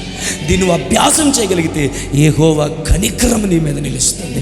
దీన్ని నువ్వు కటాక్షం అభ్యాసం చేయగలిగితే యెహోవా దృష్టిలో నీవు గొప్పవాడివవుతావు. ఇంకో ఖరీదైన మాట చెప్తాను, మీకు అర్థమవుతలేదు కానీ, అలాంటి దాన్ని అభ్యాసం చేయగలిగితే ప్రభువు యొక్క కటాక్షము నీకు దొరుకుతుంది, ప్రభు యొక్క అనుగ్రహం నీకు దొరుకుతుంది. దావీదునే దేవుడు ఎందుకు కటాక్షించాడు? దావీదుకు దేవుని కటాక్షం దొరికింది, దేవుని అనుగ్రహం దొరికింది, దేవుని దయ దొరికింది. హల్లెలూయా. అందుకని దావీదుని సౌలు కంటే దేవుడు గొప్పగా హెచ్చించాడు. సౌలు అంతకంతకు నీరసిల్లెను, దావీదు అంతకంతకు వర్ధిల్లెను. ఎందుకో తెలుసా? హల్లెలూయా. మనుషుల చేత వెలివేయబడ్డాడు, తృణీకరించబడ్డాడు, నిందించబడ్డాడు, అవమానపరచబడ్డాడు, తక్కువ చేయబడ్డాడు. అందుకే దేవుడు ఆ వ్యక్తిని దేవుడు హెచ్చించాడు. యోసేపుని దేవుడు ఐగుప్తు సింహాసనం మీద కూర్చోపెట్టాడు. ఎందుకో తెలుసా? ఆ చీకటి లోయలో తన హృదయం విరిగిపోయింది, నలిగిపోయింది. విరిగి నలిగిన హృదయము దేవునికి ఇష్టమైన బలిగా అర్పించబడింది. ఆ బలిని దేవుడు యాక్సెప్ట్ చేసి తనను దేవుడు ఎలా దీవించాడంటే, హల్లెలూయా, అన్య దేశపు సింహాసనము మీద ఫరోని తీసివేసి ఫరో స్థానంలో యోసేపుని కూర్చుండబెట్టాడు. రైట్. హల్లెలూయా. ఇంకొంచెం చెప్దాం. హల్లెలూయా. ఆమేన్. ఏది కూడా నేను పెద్ద లోతుగా వివరంలోకి వెళ్ళలేదు. నన్ను ఏడిపించుకొని చూడు. మూడో విషయం చెప్తున్నాను. హల్లెలూయా. నేను తొందర హరి అవుతున్నాను, లేట్ అయిపోతుందని. మూడో విషయం చెప్తాను, వింటారా? మొదటిది ఏంటి అని చెప్పుకున్నాం? పామ్ సండే అంటే ఏంటి అని చెప్పుకున్నాం. మట్టల ఆదివారం అంటే ఏంటి? రెండోది, మట్టల ఆదివారం రోజు ఖర్జూరపు మట్టలు ఎందుకు పట్టుకుంటారో చెప్పుకున్నాం. మూడోది ఏం నేర్చుకున్నాం? హల్లెలూయా. మట్టలు పట్టుకున్న మనుషులు ఉంటారు, అదే చేతులతో రాళ్ళు పట్టుకుంటారు. జాగ్రత్త, కృంగిపోవద్దు. హల్లెలూయా. ఆయన కృంగిపోయాడండి. ఒక మాట, యేసుప్రభు ఎప్పుడైనా కృంగిపోయాడా సార్? దాస్ గారు ఎప్పుడైనా కృంగిపోయాడు యేసుప్రభు? నలిగిపోయాడా? మొక్క ముడుచుకున్నాడు ఆయన? మూతి తిప్పుకున్నాడా? బొంగమూతి పెట్టాడా? అలిగాడా? నేను తిన్నా అన్నాడా?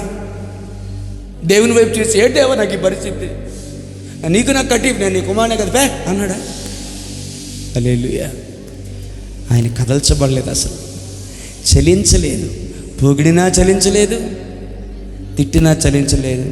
ఆయన గుండెల్లో ఉన్న భారం అంతా ఒకటే, నా తండ్రి చిత్తాన్ని నేను నెరవేర్చాలి, అదే నా జీవిత ధర్మం, నా దర్శనం, నా సోపానం, ఆమేన్, నా ఆనందం, నా అతిశయము, నా తండ్రి చిత్తాన్ని నెరవేర్చాలి. పొగడ్తల్ని పట్టించుకోలేదు ఆయన, తిట్లు కూడా ఆయన పట్టించుకోలేదు. Praise the lord. హల్లెలూయా, హల్లెలూయా, ఆమేన్.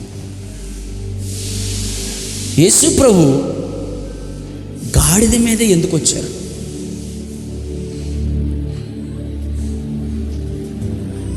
నాకు అర్థం కావట్లేదు, నాకు పూర్తిగా అర్థం కాలేదు. గాడిద మీద ఎందుకు వచ్చా ఇది చెప్పకముందు దీని లేఖనం చెప్తాను. హల్లెలూయా. సియోను నివాసులారా బహుగా సంతోషించండి. ఆమేన్. ఒక రెఫరెన్స్ చెప్పాలంటే జకరియా గ్రంథం 9వ అధ్యాయము 9వ వచనంలో ఈ మాట ఉంది. ఆమేన్. Praise the lord. Hallelujah. Right. సియోను నివాసులారా బహుగా సంతోషించుడి, యెరూషలేము నివాసులారా ఉల్లాసముగా ఉండుడి. నీ రాజు నీతిపరుడు, రక్షణ గలవాడు, దీనుడై గాడిద పిల్లను ఎక్కి నీ యొద్దకు వచ్చుచున్నాడు. దేవుని మన మహిమ కలిగింది. గట్టిగా దేవునికి స్తోత్రం చెప్పండి. హల్లెలూయా, హల్లెలూయా, హల్లెలూయా. నా వైపు చూస్తారమ్మా? టైం అయిపోతుంది, మనకి ఇంకా పావుగంట ఉంది. నా వైపు చూస్తారా? ఎందుకు గాడిద? జకర్యాతో ఏమని ప్రవచింపజేశాడంటే, సియోను జనులారా బహుగా సంతోషించండి, కొంచెం కాదు. హల్లెలూయా. యెరూషలేము నివాసులారా ఉల్లాసంగా ఉండండి రా. ఎందుకలా దుఃఖపడి బాధపడతారు, బోరు మన ముఖం పెట్టుకుని ఉంటారు. ఉల్లాసంగా ఉండండి. ఎందుకయ్యా? మీ రాజు. హల్లెలూయా. నాకు పగడాల ప్రవీణ్ కుమార్ గారు ఆ రాజు అని ఆయన పలికే పదం నాకు ఎంత ఇష్టం. ఇక ఎవరు పలికినా స్పెషల్ అనిపించలేదు, కానీ ఆయన పలికితే ఆయన రాజు అంటే బలి ఉండేది స్పెషల్. కానీ హల్లెలూయా. ఇక్కడ దేవుడు అంటున్నాడు, నీ రాజు నీతిపరుడును, రక్షణ గలవాడును. హల్లెలూయా. అంటే దాని అర్థం ఏంటి తెలుసా? నీ రాజు నీతిపరుడు, నిన్ను నీతిమంతునిగా చేయగలడు. నీ రాజు రక్షణ గలవాడు, ఆ రక్షణ నీకు ఇవ్వగలిగిన వాడు. ఆయన నీ దగ్గరికి వస్తున్నాడు. ఎలా వస్తున్నాడు?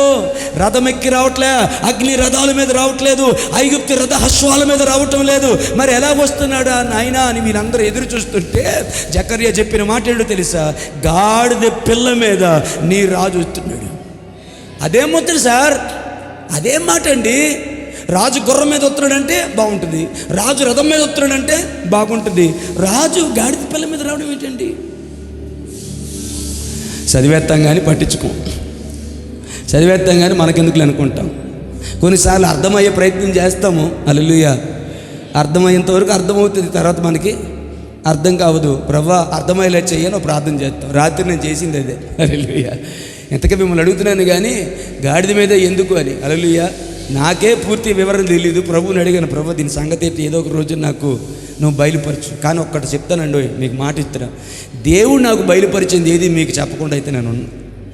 హల్లెలూయా. తగిన సమయం ముందు నేను చెప్తాను. నా వైపు చూస్తారా సార్? హల్లెలూయా. మొట్టమొదటిది కారణం చెప్తాను. చాలా మాటలు టైం అయిపోతుంది, మెయిన్ పాయింట్కి వచ్చేసాం మెసేజ్లో. హల్లెలూయా. సెకండ్ హాఫ్ ఇది. Praise the lord. Hallelujah. First half అయిపోయింది, ఇంటర్వెల్ అయిపోయింది, సెకండ్ హాఫ్ ఇది. సారీ. హల్లెలూయా. గాడిద మీద ఆయన ఎందుకు వచ్చాడంటే లేఖనం నెరవేరినట్లు. ఏం నెరవేరినట్లు? నాకు ఈ మాట వినబడాలి కోరుకున్నాను సార్. ఏం నెరవేరినట్లు? అదేంటంటే మన బతుకులు అన్నీ నెరవేరుతాయి కానీ మన లేఖనం నెరవేరట్లే. అందరి మాటలు నెరవేరుతాయి, లేఖనం నెరవేరట్లే. అందరి ఆశలు నెరవేరుతాయి, లేఖనం నెరవేరట్లే. అందరి ఇష్టాలు నెరవేరుతున్నాయి, లేఖనం నెరవేరట్లే. మనం ఏమనుకుంటున్నామో నెరవేరుతుంది, లేఖనం నెరవేరట్లే. మనం ఆశించింది నెరవేరుతుంది, లేఖనం నెరవేరట్లే. మనం కోరుకుంది తింటున్నాం, లేఖనం నెరవేరట్లే. కానీ ఆయన బ్రతుకులో ఉన్న గొప్పతనం, నా ప్రభువైన యేసుక్రీస్తులో ఉన్న గొప్పతనం ఏంటి తెలుసా? లేఖనము నెరవేరినట్లు, లేఖనము నెరవేరినట్లు. చెప్పండి హల్లెలూయా, చెప్పండి. లేఖనము నెరవేరినట్లు, లేఖనము నెరవేరినట్లు, లేఖనము నెరవేరినట్లు. ఇదిగో నేను దప్పికి కొని ఉన్నానని చెప్పాడట. లేఖనము నెరవేరినట్లు ఇలా జరిగింది. లేఖనము నెరవేరినట్లు, లేఖనము నెరవేరినట్లు. ఆయన గురించి చెప్పబడిన ప్రతి లేఖనము నెరవేర్చబడింది. ఏ లేఖనము నెరవేరకుండా ఉండలేదు. అలాంటి సంపూర్ణుడిని నేను ఆరాధిస్తున్నాను, అలాంటి పరిపూర్ణుని నేను సేవిస్తున్నాను. నాకు అతిశయంగా ఉంది, మీకు ఉందా లేదో నాకు తెలియదు. ప్రాణం విడిచే సమయం వచ్చినప్పుడు లేఖనం నెరవేరినట్లు ఇదిగో నేను దప్పిక కొని ఉన్నానని చెప్పాడట. లేఖనం నెరవేరినట్లు, లేఖనం నెరవేరినట్లు, ఇదిగో లేఖనం నెరవేరినట్లు ఆయన అంతటా అందరూ మారు మనసు పొంది రక్షణ పొందండి అని బోధించడం మొదలుపెట్టాడు. లేఖనం నెరవేరినట్లు. చెప్పండి, ఒక మాట చెప్పండి, ఏమిటండి? లేఖనం నెరవేరినట్లు. మరి మన జీవితంలో ఏమన్నారండి? పోలే, మంచి మాట అన్న. కోరికలు నెరవేరినట్లు మనం బతుకుతుంటే, ఇష్టాలు నెరవేరినట్లు మనం బతుకుతుంటే, శరీర వాంఛలు నెరవేరినట్లు బతుకుతుంటే, హల్లెలూయా, నచ్చినట్టు బతకాలన్న బతుకు మనలో నెరవేరుతుంటే, ఆయన బ్రతుకు మన ముందు ఇచ్చిన మాదిరి ఏంటో తెలుసా? లేఖనము నెరవేరినట్లు, లేఖనము నెరవేరినట్లు, లేఖనము నెరవేరినట్లు. ఆమేన్. ఈ మాట వింటారా? ఆయన జీవితంలో పొగడతైన లేఖనం నెరవేరినట్లు, ఆయన జీవితంలో అవమానమైన లేఖనం నెరవేరినట్లు. ఆమేన్. 39 కొరడా దెబ్బలు లేఖనం నెరవేరినట్లు, తల మీద ముళ్ళ కిరీటం లేఖనం నెరవేరినట్లు, మనుషులు చూడనలని వానికి అయిపోయాడు లేఖనం నెరవేరినట్లు, తన కొట్టి వారికి తన వీపును అప్పగించుకుని లేఖనం నెరవేరినట్లు, ఆయన దప్పికొని నన్ను పలికాడు లేఖనం నెరవేరినట్లు.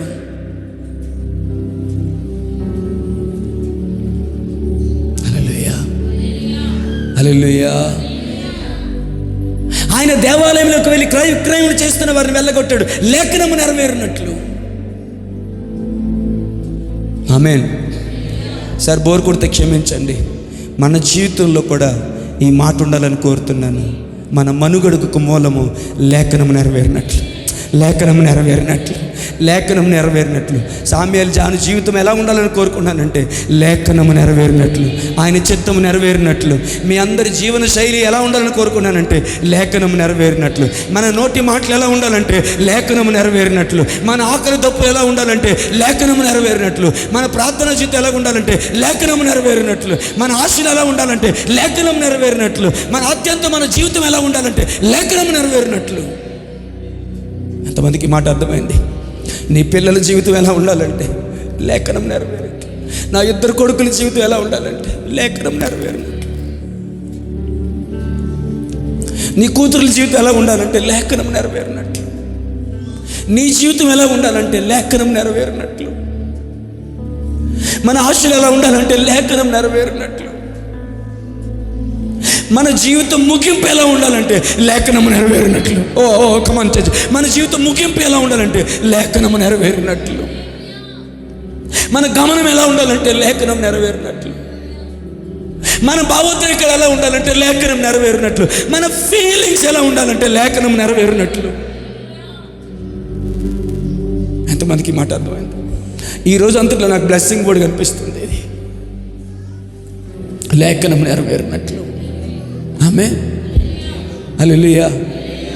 అమ్మ, మీ జీవితం ఎలా ఉంది అంటే ఎంతమంది మీలో చెప్పగలరు? లేఖనం నెరవేరుతుంది సార్ అని చెప్పగలరా? లేఖనం నెరవేరినట్లు ఉంది సార్ అని చెప్పగలరా? లేఖనం నెరవేరినట్లు నా జీవితం ఉంది సార్, లేఖనం నెరవేరినట్లు నా మనుగడ ఉంది sir. Can you say that? చేయుటకు నీవు నాకు అప్పగించిన పనిని సంపూర్ణముగా నెరవేర్చి భూమి మీద నేను నిన్ను మహిమపరిచితునని మన ప్రభు అయిన యేసుక్రీస్తు పలికిన ముగింపు మాట మనం పలకగలమా? అనగలమా? ఏం చేస్తున్నావు? లేఖనం నెరవేరినట్లు తాగుతున్నాను, లేఖనం నెరవేరినట్లు దమ్ము కొడుతున్నాను, లేఖనం నెరవేరినట్లు పేకాట ఆడుతున్నాను, లేఖనం నెరవేరినట్లు ఊరి మీద తిరుగుతున్నాను, లేఖనం నెరవేరినట్లు పాపం అనగలమా? అవి మన ఇష్టాలు, మన కోరికలు. ఈ ఖరీదైన మాట పలుకుతున్నాను నేను నా జీవితం మీద, మీ జీవితం మీద. మన ఇష్టాలు, మన కోరికలు, మన ఫీలింగ్స్, మన భావోద్రేకాలు, మన హట్టింగ్స్, మన పొగడ్తలు, మన ఉప్పొంగులు అన్నీ చచ్చిపోవును గాక, అన్నీ చచ్చిపోవును గాక. బ్రదర్ లైఫ్ ఎలా ఉంది బ్రదర్? లేఖనము నెరవేరినట్లుందని చెప్పగలాలి. హల్లెలూయా, హల్లెలూయా, హల్లెలూయా. అమ్మ లైఫ్ ఎలా ఉంది? లేఖనం నెరవేరినట్లుంది. అమ్మ అయ్యా పొర్లిపాలెం పరిచయం ఎలా ఉంది? లేఖనము నెరవేరినట్లు ఉంది. సంఘం ఎలా ఉన్నారు? లేఖనము నెరవేరినట్లు ఉంది. ప్రార్థనా జీవితం ఎలా ఉంది? లేఖనము నెరవేరినట్లు ఉంది. మీ యవనస్తుల జీవితాలు ఎలా ఉన్నాయి? లేఖనము నెరవేరినట్లుంది. ఏంటా లేఖనము? ఆమేన్. మా కుమారులు యవన కాలమందు ఎదిగిన చెట్ల వలె ఉన్నారు, మా కుమార్తెలు నగరమునకై చెక్కబడిన మూల కంబముల వలె ఉన్నారన్న లేఖనము నెరవేరినట్లు మా పిల్లల జీవితాలు ఉన్నాయి. లేఖనం నెరవేరినట్లు. చెప్పండి గట్టిగా, లేఖనం నెరవేరినట్లు. ఆయన ఎందుకు గాడిద మీదకి ఎక్కి వచ్చాడు అంటే లేఖనము నెరవేరినట్లు. అంతే. తండ్రి నాకు గుర్రం ఇవ్వా, అగ్ని రథములు ఇవ్వా, ఏలియాకి ఇచ్చినట్లుగా ఐగుప్తు అశ్వములనివ్వా, నన్ను ఈ ప్రజలు పొగిడి నేను రాజు నన్ను గుర్తించేలాగున. తండ్రి దానికి ఇచ్చిన వాహనం ఏంటంటే గాడిద. గాడిదకున్న విలువేంటో తెలుసా మీకు? గాడిదకున్న విలువేంటో తెలుసా? లేవి గ్రంథంలో ఏమన్నాడు తెలుసా? ప్రతి తొలుచూలు నాకు మీరు అర్పించాలి. పశువులో కానీ మందలో కానీ అన్నింటిలో ప్రతి తొలుచూలు మీరు నాకు, మనుషుల్లో కానీ. వినండి అమ్మ, వెనక కొంచెం వినండి. ప్రతి తొలుచూలు నాకు ఇవ్వాలి, కానీ తొలుచూలు గాడిదని మీరు నాకు ఇవ్వడానికి వీల్లేదు. ఆ గాడిదకి బదులు మీరు గొర్రెనివ్వాలి. గొర్రెను మీరు ఇవ్వలేకపోతే ఆ గాడిదని అరణ్యం వైపు తీసుకొని వెళ్ళి మెడ విరిచి చంపేయాలి. విన్నారే మాట? దేవుడు చెప్పిన మాట. ప్రతి తొలుచూలు నాదే, కానీ గాడిదతో తొలుచూలు మీరు నాకు ఇవ్వడానికి వీల్లేదు. సార్, అది దేవునికి అర్పణ ఇవ్వడానికి కూడా పనికిరాని పనికి మాలింది గాడిద. కానీ ఆ పనికి మాలిన గాడిద మీద నా రాజు, నీ రాజు ఊరేగుతూ ఎందుకు వచ్చాడో తెలుసా? లేఖనము నెరవేరినట్టు. ఏందయ్యా, అగ్ని రథాలు ఇవ్వలేదు సరికదా, ఒక చిన్న పని నువ్వు చిన్న గుర్రం ఇవ్వలేదు సరికదా తండ్రి, కాలి నడకన పోయినా సరిపోయేది కదా. చాకలు వాని బట్టలు మోసేటువంటి ఆయా పరిస్థితులకు ఉపయోగం మెల్లిగా నడిచి ఒక రకంగా అరిసి దేవునికి అర్పణ ఇవ్వడానికి ప్రతి తొలిచూలు నాదే అని చెప్పిన సైన్యములకు అధిపతి యెహోవా, నీవే కదా గాడిద నాకు ఇవ్వద్దు, దానికి బదులు గొర్రె పిల్లని ఇవ్వండి. ఇవ్వలేకపోతే ఆ గాడిదని తీసుకొని వెళ్ళి అరణ్యంలో మెడవిరిచి చంపేయండి అన్నావు. అట్టి నీచమైన గాడిద మీద నేను వచ్చే బదులు కాలి నడకన పోయినా బాగుండేది కదా అని ఆయన అనలేదట. ఆయన దీనుడై దీనుడై దీనుడై గాడిద పిల్ల మీదే వచ్చాడంట. ఎందుకంటే లేఖనము నెరవేరున్నట్లు ఆయన గాడిదకి వచ్చాడు. ఆయన ఎవరు? కలిగి ఉన్నదేది ఆయన లేకుండా కలగలేదు. అగ్ని రథముల మీద తిరగగలిగిన వాడు, ఎవరో సమీపించలేని తేజస్సులో వసించుచున్నవాడు, గాడిద మీద పరిగమాల గాడిద మీద రావడానికి ఎందుకు ఇష్టపడ్డాడు అంటే లేఖనము నెరవేరినట్లు. లేఖనం నెరవేరినట్లు. కొంతమందికి ఎక్కట్లేదు వాక్యం. ఇదేం వాక్యం? ఏ కథలైతే బాగుండేది కానీ ఇదేం వాక్యం? హల్లెలూయా. అందుకేమన్నాడంటే ఆయన గాడిద పిల్ల మీద వచ్చాడని రాయలే, ఆయన దీనుడై గాడిద పిల్లను ఎక్కి నీ రాజు, నీతిమంతుడు రక్షకుడు గాడిద పిల్ల ఎక్కి వస్తున్నాడు నీ దగ్గరికి. ఒకటి లేఖనం నెరవేరినట్లు. రెండవది, టైం అయిపోయింది. రెండవది ఆయన దీనత్వాన్ని చూడండి, ఆయన విధేయతను చూడండి. కమాన్ చర్చ్ అర్థమైనంత స్తోత్రం చెప్పండి. ఆయన దీనత్వాన్ని చూడండి, ఆయన విధేయతను చూడండి. ఆమేన్. తగ్గించుకున్నాడు. తండ్రి, రాజులు గుర్రాల మీద వస్తారు కదా, రాజులు రథముల మీద వస్తారు కదా, నేను సర్వలోకానికి చక్రవర్తిని అన్నావు కదా, రాజులకు రాజు ప్రభువులకు ప్రభువుగా నన్ను నీవు హెచ్చించబోతున్నావు కదా తండ్రి. కలిగినది ఏది నేను లేకుండా కలగలేదు కదా, నీ యొద్ద నాకు ఎట్టి మహిమ ఉన్నదో కదా. ఇప్పుడు ఈ గాడిదని ఎక్కి నేను పోవాలా? దానికన్నా నడిసిపోతే బెటర్ కదయ్యా. హల్లెలూయా. ఆమేన్. తగ్గించుకున్నాడు ఆయన. హల్లెలూయా.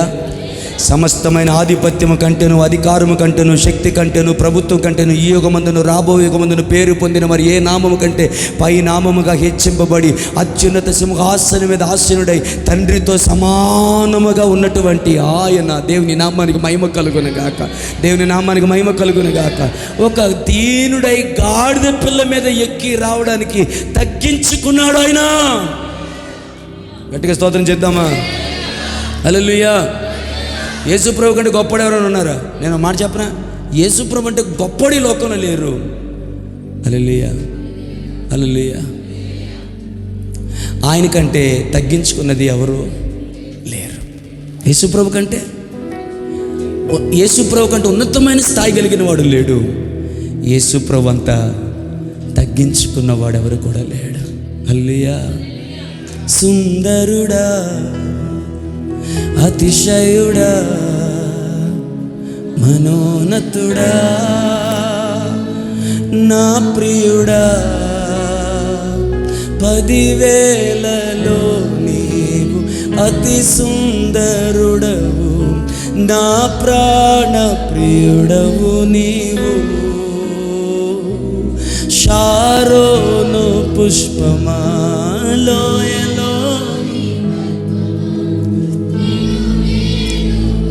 గుంటిని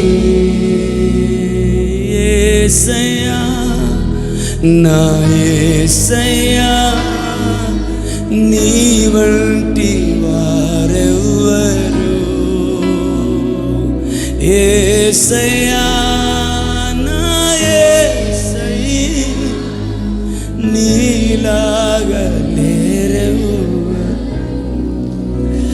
హల్లెలూయా. ఆమేన్. ఆయన దీనత్వం కలిగిన వాడు కాదు, ఆయనే దీనుడు. దేవుని నామానికి మహిమ కలిగినగా. హల్లెలూయా. దీనత్వాన్ని తెచ్చి పెట్టుకోలేదు, అప్పు తెచ్చుకోలేదు, ఆయన అవతారం కోసం తెచ్చుకోలేదు. ఆయన ఎవరు అంటే ఆయన దీనుడు, సాత్వికము గలవాడు. ఆమేన్. నాకు భలే అనిపిస్తుంది, నా వైపు చూస్తారా, నాకు భలే అనిపిస్తుంది. ఆయన పుట్టింది తనకు సొంత ఇల్లు కాదు. సత్రములు స్థలము లేనందున పశువుల శాలలో ఆయననే పరును పెట్టారు. హల్లెలూయా, హల్లెలూయా. జ్ఞానులు వచ్చినప్పుడు ఆయన ఉన్న ఇల్లు సొంత ఇల్లు కాదు. బోధకుడా, నువ్వు ఎక్కడ బస చేస్తున్నావు అంటే ఆకాశ పక్షులు గూళ్ళు ఉన్నాయి, నక్కలకు బొరియలు ఉన్నాయి, మనిషి కుమారుడు తలవాల్చడానికి స్థలము లేదు. వాళ్ళు సంస్కారాలను తీసుకున్నప్పుడు, బల్లారం తీసుకున్నప్పుడు ఆ మేడగది ఆయనది కాదు. హల్లెలూయా, హల్లెలూయా, హల్లెలూయా. ఆ తీర్పు ఆయనది కాదు. ఆఖరికి ఆయన పెట్టిన సమాధి ఆయనది కాదు. ఎవరి కొరకు తొలచబడిన సమాధిలో ఆయనను పెట్టడం జరిగింది. ఆయన ఇల్లు ఆయనది కాదు, ఆయన పుట్టింది ఆయనది కాదు. హల్లెలూయా. ఆయన బస చేసింది ఆయనది కాదు. ఆఖరికి ఆయన చనిపోయింది కూడా ఆయనది కాదు సార్. సొంత సమాధి కూడా సంపాదించుకోలేని బతుకైంది. కలిగినది ఏది ఆయన లేకుండా కలగలేదు. ఏమీ లేనివాడిగా, ఒట్టివాడిగా, అమ్మా ఏమీ లేనివాడిగా, నటించకండి వినేటట్లుగా, ఏమీ లేనివాడిగా, ఒట్టివాడిగా నీ కొరకు నా కొరకు ఆయన దీనుడై గాడిద పిల్లను ఎక్కి మన కొరకు వచ్చాడు. మనకెందుకండి అహంకారం, మనకెందుకండి గర్వ మాటలు, మనకెందుకండి ఈగోస్, మనకెందుకండి అలా రోజు అలాగన్నావు అనే మాటలు మనకెందుకు? నాకు టైం లేదు అని చెప్పడానికి. నేను అంటాను, మట్టలాదివారం చేసుకునే అర్హత ఎవరికి ఉందంటే దీన మనస్సు కలిగిన వారికి. హల్లెలూయా.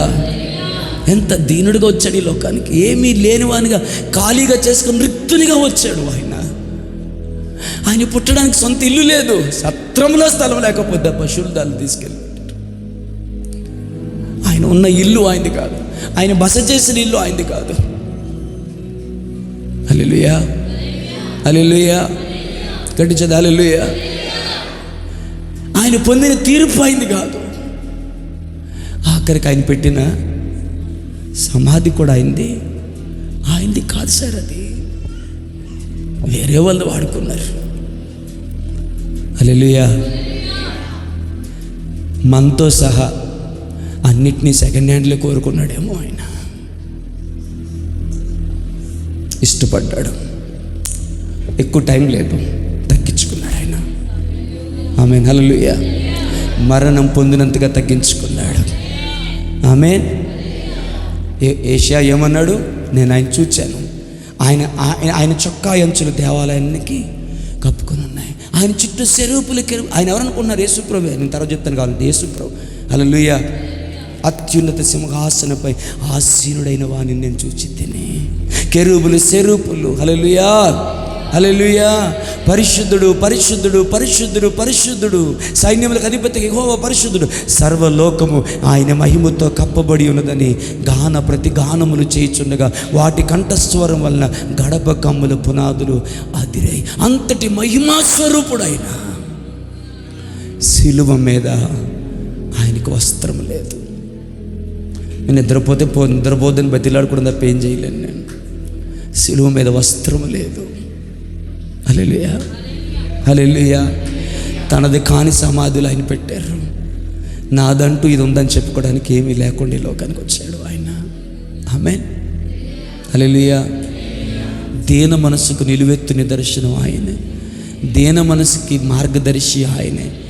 ఆయనను సేవిస్తున్న మన జీవితంలో, ఆయనను ఆరాధిస్తున్న మన జీవితంలో దీనత్వం లేకుండా అందాన్ని బట్టో, డబ్బును బట్టో, కులాన్ని బట్టో, నీకున్న జ్ఞానాన్ని బట్టో నువ్వు మితిమీరిన గర్వాన్ని చూపిస్తూ నీ సహోదరుల మీద నీకున్న అహంకారాన్ని విషపూరితంగా వెళ్ళగొక్కుతూ ఉంటే, నేను మాట పండండి. ఎంత రోషమో ఎంత పౌరుషమో మనకి. మనల్ని ఎవరైనా ఒక మాట అంటే వాళ్ళు బతికెంత అంత పరిశుద్ధులు, అంత నీతిమంతులు, అలలాటో నాకు తెలియదని వాళ్ళ పరువు బజారుకి ఇచ్చేదాకా మనకు మనశ్శాంతి ఉండదు. అది మన అహంకారం. ఎంత కనికరించబడ్డాం అంత కనికరం చూపలేం. ఎంత వాత్సల్యతను చూపించబడ్డాం అంత వాత్సల్యతను చూపలేం. ఎంతగా ఓర్చుకొనబడ్డామో అంత తిరిగి ఓర్చుకోలేం. నేను చెప్తాను, మీరేమని అనుకోండి, మన నిలువెల్లా అహంకారమే. భర్త ఒక మాట అంటే తిరిగి కౌంటర్ వేసేదాకా నీకు మనశ్శాంతి ఉండదు. తిరిగి ఒక మాట అనేదాకా మనశ్శాంతి ఉండదు. అది ఏమి చేయలేకపోతే తెపాల్లో గిన్నెలో ఎత్తేసి పడేసేదాకా నీకు మనశ్శాంతి ఉండదు. ఏమనుకోద్దు, ఒక మాట చెప్పను, నీ అహంకారం అలా బయటపడుతుంది. కానీ నా రాజు దీనుడై గాడిద పిల్లనెక్కి లోకానికి వచ్చాడు. ఆయన రాకడ దీనత్వం, ఆయన బ్రతుకు దీనత్వం, ఆయన బోధ దీనత్వం, ఆయన మరణము దీనత్వం. హల్లెలూయా. కానీ పునరుద్ధానుడే తిరిగి లేచిన తర్వాత మరణం పొందినంతగా తగ్గించుకున్నాడు. కాబట్టి అన్ని నామముల కంటే పైనామముగా దేవుడు ఆయనను హెచ్చించెను అని రాయబడి ఉంది. దేవుని నామానికి మహిమ కలుగునుగాక. హల్లెలూయా. Humble yourself. ఇంతకు మించి వివరంగా మాట్లాడలేను, టైం అయిపోయింది. హల్లెలూయా. గట్టి చెప్తాం. హల్లెలూయా. ఇంకొంచెం గట్టిగా. చాలా మాటలు ఉండిపోయాయి పిల్లరా. ఈ గాడిద ఎక్కి వచ్చే కాన్సెప్ట్ ఎక్కడో నాకు తెలియదు, కానీ బైబిల్లో ఒక చోట ఒక ఆయన దశంభాగం ఇస్తే ఆయన ఇచ్చిన దశంభాగం ఇశ్రాయేలులకు కట్టడగా మారిపోయాడు. Can you say that? చెప్పగలరా? ధర్మశాస్త్రం లేనప్పుడు అబ్రహాము దేవునికి దశంభాగం ఇస్తే ఆ దశమ భాగమే ఇశ్రాయేలు ప్రజలకి నిత్య కట్టడగా మారిపోయి ఈ రోజుకి మనము కూడా దేవునికి దశంభాగం ఇచ్చేంతగా నిలిచిపోయింది. పాస్టర్ గారు ఇప్పుడు ఈ మాట ఎందుకు చెప్పారు సార్, టైం అయిపోయింది కదా అంటే, హల్లెలూయా. అదే అబ్రహాము తన కొడుకుని మోరియా పర్వతం మీద బలి ఇమ్మని దేవుడు కోరినప్పుడు అబ్రహాము దగ్గర ఒంటెలు ఉన్నాయి. అబ్రహాం దగ్గర ఒంటెలు ఉన్నాయి. మీకు తెలుసా? ఏలియాజరు వెళ్ళినప్పుడు 10 ఒంటెలు తీసుకొని వెళ్ళాడు. ఏలియాజు ఎంత దూరం వెళ్ళాడు తెలుసా? దాదాపు 700 కిలోమీటర్లు వెళ్ళాడు ఒంటి మీద. అబ్రహాము మోరియా పర్వతానికి ప్రయాణం చేసింది ఎంతో తెలుసా? జస్ట్ 100 కిలోమీటర్లు. అయ్యా 700 కిలోమీటర్లకు నువ్వేమో ఒంటిని పంపించావు కదా, దగ్గరేగా, గాడిద ఎందుకు? నేను అనుకుంటానండి, ఇది నా సొంత మాట. ఇస్సాకు చిన్నోడు, ఇస్సాకు నడిపించలేడుగా. హల్లెలూయా. సార్ ఒక హల్లెలూయా చెప్పండి. ఆ కట్టెలు పట్టుకొని, నిప్పు పట్టుకొని ఆ గాడిద మీద ఇస్సాకుని కూర్చోపెట్టినప్పుడు, హల్లెలూయా, కొంచెం అర్థం చేసుకుని ప్రయత్నం చేయండి. ఇస్సాకుని కూర్చోపెట్టినప్పుడు ఈ సీన్ ఒక ఆయన చూశాడు పరలోకం నుంచి. హల్లెలూయా హల్లెలూయా హల్లెలూయా హల్లెలూయా హల్లెలూయా హల్లెలూయా. ఈ సీన్ ఒక ఆయన చూశాడు పరలోకం నుంచి. ఆమేన్ హల్లెలూయా. ఈరోజు మోరియా పర్వతం మీదకి గాడిద పిల్ల మీద అబ్రహాము కుమారుడు వెళ్తున్నాడు. ఒకరోజు రాబోతుంది గొల్గోతు కొండ మీదకి నా కుమారుడైన యేసుక్రీస్తు ఇదే గాడిద పిల్ల మీద నా కుమారుడైన యేసుక్రీస్తు వెళ్ళబోతున్నాడని ఆ చిత్రాన్ని ఈ చిత్రంగా మార్చేసాడు అనిపించింది. ఈ చిత్రం ఎంతమందికి అర్థమైంది నాకు తెలియదు కానీ హల్లెలూయా, నాకు చిత్రం విచిత్రంగా అనిపిస్తుంది ఇది మాత్రం. హల్లెలూయా, ఆ చిత్రం దేవుని ఎంత ఆకర్షించిందంటే అదే చిత్రాన్ని తన కుమారుడికి ఇచ్చేశాడు. హల్లెలూయా. 3 రోజుల తర్వాత మోరియా పర్వతము మీద బలి అర్పింపబడిపోయే ఇస్సాకు ఎలాగైతే గాడిద పిల్ల మీద ఎక్కి బయలుదేరి వెళ్ళాడో 3 రోజుల తర్వాత హల్లెలూయా గొల్గోతా కల్వరి కొండ మీద సిలువ మీద వేలాడబోయే తన కుమారుడైన యేసుక్రీస్తు కూడా ఇస్సాకులాగే గాడిద పిల్ల మీద ఆయన మోసుకొని పోబడ్డాడు. అక్కడ కలిగిన ఆ చిత్రమే ఇక్కడ రిపీట్ చేయబడింది. అక్కడ హల్లెలూయా మోరియా పర్వతం మీద ఇస్సాకును తీసేసి ఇస్సాకుకు బదులుగా దేవుని గొర్రెపిల్లను బలి ఇచ్చిన దేవుడు ఈరోజు కల్వరి కొండ మీద హల్లెలూయా తన కుమారుడిని యేసుక్రీస్తుని బలి ఇచ్చాడు. బహుశా దీనికి సీక్వెన్స్ చేశాడేమో దేవుడు, ఈ సీన్ని ప్యాలర్ చేశాడేమో దేవుడు, ఆ సీన్ ఇక్కడ చూడాలనుకున్నాడేమో దేవుడు. నాకు తెలీదు.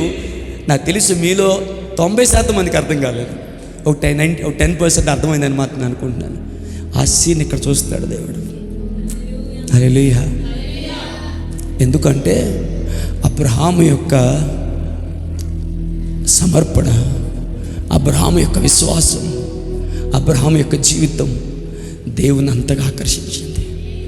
అబ్రహాము ఇచ్చినటువంటి 10వ భాగం ఇశ్రాయేలుకి నిచ్చెన కట్టడయింది.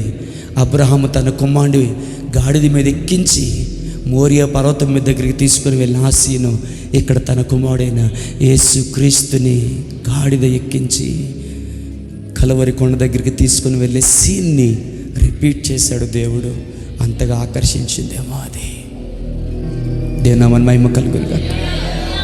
ఈరోజు మట్టల ఆదివారం స్పెషల్ మెసేజ్ అన్నమాట. హల్లెలూయా. దేవుని నామమున మహిమ కలుగును గాక. హల్లెలూయా. నీ నిబంధన క్షమించాలి, మీ తీర్మానం, మీ విశ్వాసం, మీ భక్తి, ఆమేన్, హల్లెలూయా, అది నిత్య నిర్ణయంగా ఉండునుగాక. దేవుని నామమున మహిమ కలుగునుగాక. చివరి 2 మాటలు చెప్పి ముగిస్తాను నేను, అంటే కంప్లీట్ చేద్దామని. హల్లెలూయా. టైం తీసుకున్నాను కదా, బోర్ కొడితే క్షమించండి, సింపుల్గా చెప్తాను. హల్లెలూయా. యేసుప్రభు ఏమన్నారు తెలుసా? ఆమేన్. ఆయన ఒలీవల కొండ దగ్గర ఉన్న బేతనీ అనే గ్రామముల సమీపంలోకి వచ్చినప్పుడు తన శిష్యులిద్దరిని పిలిచి, మీరు ఎదుటనున్న గ్రామమునకు వెళ్ళిడి, అందులో మీరు ప్రవేశింపగానే కట్టబడి ఉన్న ఒక గాడిద పిల్ల మీకు కనబడును. దాని మీద ఏ మనుష్యుడు ఎన్నడూ కూర్చుండలేదు. దానిని విప్పి తోలుకొని రండి. ఆ గాడిద పిల్లను విప్పుచుండగా దాని యజమానులు, మీరు గాడిద పిల్లను ఎందుకు విప్పుచున్నారని అడిగిరి. హల్లెలూయా. అందుకు వాళ్ళు, ఇది యేసుకు కావలసి ఉందని వాళ్ళు చెప్పారు. చెప్పగానే ఆ గాడిద పిల్లను వాళ్ళు పోనిచ్చారు. ఇది మీకు లూకా సువార్త 19వ అధ్యాయం 29, 30 నుంచి దాదాపు 33 వచనాల వరకు మీకు కనబడుతుంది. హల్లెలూయా. ఒక్క 5 నిమిషాల్లో ముగిస్తాను. హల్లెలూయా. హల్లెలూయా. ఆమేన్. ఆ గాడిద ఎక్కడుందంటే యెరూషలేములో ఒలీవల కొండ దగ్గర బేతనీలో ఉంది. బేతనీ మార్గంలో ఉంది. చూడండి, వినండి. పెద్ద మర్మం అని కాదు కానీ ఒక మంచి సత్యం నేర్చుకుని వెళ్ళిపోతాం. హల్లెలూయా. ఎక్కడుంది? యెరూషలేములో యెరూషలేము దేవుడు కోరుకున్న పట్టణం, ఒలీవల కొండ, ప్రార్థనా కొండ, అక్కడున్న బేతనీయ, ఆమేన్, దేవునికి ఇష్టమైన ఊరు. ఆ ఊరు దేవుని నామమున మహిమ కలుగును గాక. ఆ ఊరి యొక్క దారిలో బయట, సార్ అయిపోయింది, ఒక్క నిమిషాలు ఓపిక పట్టండి, బయట ఆ గొర్రె పిల్ల కట్టబడి ఉంది. దేవుని నామమున మహిమ కలుగును గాక. గట్టిగా చేద్దామా? 2 మాటలు చెప్పి ముగిస్తాను. హల్లెలూయా. ఎక్కడుంది? ఎక్కడ కట్టబడింది? యెరూషలేములో ఒలీవల కొండ దగ్గరలో బేతనీ గ్రామమునకు మార్గములో, అది బయట కట్టబడింది. దేవుని నామమున మహిమ కలుగును గాక. గట్టిగా దేవుని స్తోత్రం చేద్దాం. అమ్మ ఇబ్బంది పడొద్దు, 5 నిమిషాలు ముగిస్తాను. హల్లెలూయా. అది పాపముతో బంధించబడలేదు, సాతానుతో బంధించబడలేదు, నీచ నికృష్టమైనటువంటి ప్రదేశంలో బంధించబడలేదు. దేవుని నామమున మహిమ కలుగును గాక. మీలో కొంతమంది చూస్తే ఎంత బేగ ముగించేద్దో నాకుంది. హల్లెలూయా. ఆమేన్. హల్లెలూయా. ఎందుకంటే కొంతమంది ఏం చెప్పారంటే, ఆ గాడిద బంధించబడింది, నీవు బంధించబడ్డావు. ఆ గాడిదని విడిపించమన్నాడు. నిన్ను దేవుడు విడిపిస్తాడు. అటు విడుదల పొందితే దేవుడికి ఉపయోగపడతావు. ఏమో వారి తాత్పర్యం, వారి ఆలోచన మంచిదేమో. కానీ నేను చెప్పాలనుకున్నానంటే అది పాపములో బంధింపబడలేదు, శాపములో బంధింపబడలేదు, తప్పుడు మార్గంలో బంధింపబడలేదు. యెరూషలేములో ఉంది. ఆమేన్, హల్లెలూయా. ఒలీవల కొండ దగ్గరలో ఉంది. అది కూడా దేవునికి ఇష్టమైన ప్రాంతమైనటువంటి బేతనీయ మార్గమున ఉంది. దేవుని నామానికి మహిమ కలుగును గాక. హల్లెలూయా. సారీ యవనస్తుల మాట వినండి. అది పాపము చేత కట్టబడలేదు, శాపము చేత కట్టబడలేదు, దురాత్మల చేత కట్టబడలేదు, కానీ యేసు కొరకు కట్టబడి ఉంది. దేవుని నామానికి మహిమ కలుగు. ఇది మీకు అర్థమైతే చాలు. యేసు కొరకు కట్టబడి ఉంది, యేసు కొరకు ప్రత్యేకపరచబడింది, యేసు కొరకు నాజీరుపరచబడింది. టైం లేదు కానీ మిగతా గాడిదలన్నీ రోడ్డు మీద వెళ్ళిపోతున్నప్పుడు ఆ గాడిదలన్నీ, అడ్డగాడిదలన్నీ, నిలువు గాడిదలన్నీ, ఏపుగా పెరిగిన బలిగా బలిసిన గాడిదలన్నీ మార్గం గుండా వెళ్ళిపోతుంటే, ఓయి కట్టబడిన దానా, ఓయి కట్టబడిన దానా, ఇదిగో మేము సినిమాకి వెళ్తున్నాం వస్తావా, పండగకి వెళ్తున్నాం వస్తావా, మా చుట్టాలు అన్నిలు కాబట్టి వాళ్ళు పండగ చేసుకుంటున్నారు, దసరా పండుగ, సంక్రాంతి పండుగ చేసుకుంటున్నారు, వస్తావా, నువ్వెందుకు వస్తావు, నువ్వు ఎలా వస్తావు, నువ్వు బంధించబడి ఉన్నావు కదా, నువ్వు కట్టబడి ఉన్నావు కదా, నీ బతుకు కట్టబడి ఉండడమే కదా, అక్కడే కదా, ఆ ఆరు బయట దాటి రాలేవు కదా, ఇంటిని దాటి బయటికి రాలేవు కదా, నీ బతుకు ఇంతే కదా, మాలాగా తిరగలేవు కదా, మాలాగా నీకు స్వతంత్రత లేదు కదంటే, అవును, మీలాగా నేను పండగకి రాలేను, మీలాగా సినిమాకి రాలేను, మీలాగా స్వతంత్రంగా తిరగలేను, మీలాగా వీధిలో తిరగలేను, అరణ్యంలో తిరగలేను. ఎందుకంటే నేను యేసు కొరకు కట్టబడిన జీవితం. అర్థమైతే చెప్పడం మయంపరచండి. యేసు కట్టబడిన జీవితము, యేసు కొరకు నియమింపబడిన జీవితం, యేసు కొరకు ప్రత్యేకపడిన జీవితము. ఆమేన్. మీలాగా నేను సినిమాలకు తిరగలను, మీలా సిగాలు తిరగలను, మీలాగా అన్ని ఆచారానికి వెళ్ళగలను, మీలాగా వీధిలో పోగలను. మీరు గుంపు గుంపుగా వెళ్తున్నారు, ఏం ఉపయోగం? నేను ఒక్కరితోనే ఉన్నాను. నేను కట్టబడింది పాపము చేత కాదు, నేను కట్టబడింది శాపము చేత కాదు, నేను కట్టబడింది దెయ్యాల చేత కాదు, నేను కట్టబడింది బలహీనతల చేత కాదు. యేసు కొరకు కట్టబడ్డాను, యేసు కొరకు కట్టబడ్డాను, ఆయన పని కొరకు కట్టబడ్డాను. ఒకరోజు నాకు పిలుపు వస్తుంది, ఒకరోజు నా ప్రభువు నన్ను జ్ఞాపకం చేసుకుంటాడు. కమాన్ హల్లెలూయా చెప్తారా? ఒకరోజు నాకు పిలుపు వస్తుంది, ఒకరోజు నా ప్రభువు నన్ను జ్ఞాపకం చేసుకుంటాడు. ఆమేన్, హల్లెలూయా, ఆమేన్. ఓపిక ఎదురు చూసింది. కొందరు వచ్చారు, ఇద్దరు వచ్చారు శిష్యులు. ఎవరు వచ్చారు చెప్పండి? అంత టైం అయిపోయింది, 11:30 ముగించాలి. ఎవరు వచ్చారండి? అభిషేకింపబడిన శిష్యులు, యేసుక్రీస్తు ఫాలోవర్స్ వచ్చారు. ఎవరో పనికిమాల వ్యక్తులు కాదు. వాళ్ళు వచ్చి ఆ కట్లు విప్పుతున్నారు. ఎందుకు మీరు ఆ కట్లు విప్పుతున్నారు అని అడిగాడు అక్కడ ఆయన. అడిగితే వాళ్ళు ఏమన్నారంటే, ఇది యేసుకు కావలసి ఉంది అనగానే మారు మాట మాట్లాడకుండా ఆ గాడిదను వాడు ఎందుకు పోనిచ్చాడంటే, ఆ గాడిద పుట్టడమే యేసు కొరకు పుట్టింది, పెరగడమే యేసు కొరకు పెరిగింది, కట్టబడ్డమే యేసు కొరకు కట్టబడింది. ఎందుకో తెలుసు, ఆయన చెప్పాడు, ఎవడును ఇంతవరకు ఆ గాడిద మీద ఎక్కి ఉండలేదు. హల్లెలూయా. దాని అర్థం ఏంటో తెలుసా? అది నా కొరకు నాజీరు చేయబడింది, అది నా కొరకు ప్రత్యేకించబడింది. మీకు బలమైన మాట చెప్తే బుల్లెట్లు దూసుకెళ్తుందేమో ఈ మాట. చెప్పనా? మనుషుల్లో లేఖనం నెరవేరలేదేమో కానీ ఆ గాడిదలో లేఖనము నెరవేరింది. ఆయన గాడిద పిల్ల మీద రావాలన్న లేఖనము నెరవేరినట్లు ఆ గాడిద పిల్ల లేఖనముకు కట్టబడింది. దేవుని మన మహిమ కలుగును గాక. ఎంతమందికి అర్థమైందో తెలియదు, నాకు తెలియదు, టైం అయిపోయిందని వేగంగా మాట్లాడుతున్నాను. హల్లెలూయా, హల్లెలూయా. మనుషులకు సాధ్యం కాలేదు లేఖనం నెరవేరడానికి. కానీ ఈరోజు ఆ గాడిద పిల్ల యేసు ప్రభువుని ఎక్కించుకొని వస్తుంటే ఆ సందర్భం, ఆ ఘట్టమునకు మూలం ఏంటో తెలుసా? లేఖనము నెరవేరునట్లు ఆయన గాడిద పిల్ల మీద ఎక్కి వస్తున్నాడంటే ఆ గాడిద లేఖనాన్ని నెరవేర్చింది. హల్లెలూయా, హల్లెలూయా, హల్లెలూయా, ఆమేన్, హల్లెలూయా. అడ్డగాడిదలా పెరిగిన చాలా మంది లేఖనాన్ని నెరవేర్చలేకపోతున్నారు, కానీ ఆ గాడిద పిల్ల లేఖనాన్ని నెరవేర్చింది. భుజమన వైపు. హల్లెలూయా, ఆమేన్, హల్లెలూయా. ఈ మాట వినండి, టైం అయిపోతుందని నాకు తెలుసు. కట్టబడింది, ప్రత్యేకబడింది, నిబద్ధత కలిగి జీవించింది. అమ్మా, ఆ ఇద్దరు శిష్యులు వచ్చి ఆ గాడిదని విప్పితే, ఈ మాట వినండి. ఆ గాడిదని విప్పితే చాలా రోజులకి నాకు విడుదల వచ్చిందని అది పరిగెత్తలేదు. పక్కన ఎరుకో మార్గం ఉంది సార్, నేను చదివి చెప్పాను దాస్ గారు. పక్కన ఎరుకో మార్గం ఉంది, శపితమైన ఎరుకో మార్గం. ఆ మార్గంలోకి పారిపోలేదు. 2 మార్గాలు కలిసే చోట అది ఇంగ్లీష్లో కనబడుతుంది, మీకు కావాలని చదవండి. హల్లెలూయా, ఆమేన్. అది పరిగెత్తవచ్చు, పారిపోవచ్చు, తప్పించుకోవచ్చు, నాకు విడుదల వచ్చిందని. హల్లెలూయా. ఇస్తారమ్మా, అది ఎక్కడికి వెళ్ళలేదు. ఎవరి వెనకాతలు వెళ్ళింది తెలుసా? ఎవరిని ఆయన పంపించాడో వారి వెనకాతలే వెళ్ళిపోయింది ఆ గాడిద. అర్థమవుతుంటే స్తోత్రం చెప్పండి. వారి వెనకాతలే వెళ్ళిపోయింది ఆ గాడిద. ఆమేన్. యేసు ప్రభు లాంటి ఆజానుభావుడు ఆ గాడిద మీద కూర్చున్నప్పుడు, నేను గాడిద పిల్లనయ్యా, నా మీద ఎక్కిపోయింది నువ్వు, నీ బరువు నేను ఎట్ట మోసేది అనలేదు. నువ్వు యవనస్తుడు అయినా, మీరు ఏనరా, మీరు యవనస్తులైనా, మీరు చిన్నపిల్లలైనా, ఆ గాడిద కాదని గాడిద పిల్లని, ఆ గాడిద పిల్లగా నేనుంటాను. నేను నిన్ను ఊరేగిస్తాను, నేను నిన్ను వీధుల్లోకి తీసుకుని వెళ్తాను, నేను నిన్ను ప్రాంతంలోకి తీసుకుని వెళ్తాను, మనుషుల మధ్యలోకి తీసుకొని వెళ్తాను. హోసన్నా హోసన్నా అనే ప్రజలు నిన్ను కీర్తించే విధముగా నేను నిన్ను తీసుకొని వెళ్తాను. నేను చిన్న గాడిద పిల్లనే, నన్ను వాడుకో యేసయ్యా, నన్ను వాడుకో యేసయ్యా. హల్లెలూయా. పాపాన్ని మోసిన గాడిద కాదు, శాపాన్ని మోడదీసిన గాడిద కాదు, బిలాము లాంటి దుర్మార్గుడిని మోసిన గాడిద కాదు, యేసును మోసిన గాడిదగా నేను ఉండాలనుకుంటున్నాను. నన్ను వాడుకో ప్రభుని అడగగలరా? ఎంతమందికి ఈరోజు వర్తమాన దీవెనకరంగా ఉంది? హల్లెలూయా. ఆ గాడిద పిల్ల మౌనంగా వారి వెనకతలు వెళ్ళిపోయింది. యేసయ్య గాడిద మీద కూర్చున్నాడు.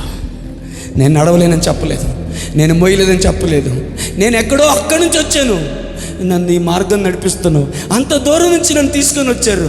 నాకు ఈ మార్గం తెలియదు, ఈ రాత్రులు తెలియదు, ఈ దారులు తెలియదు, ఈ మనుషులు తెలియదు,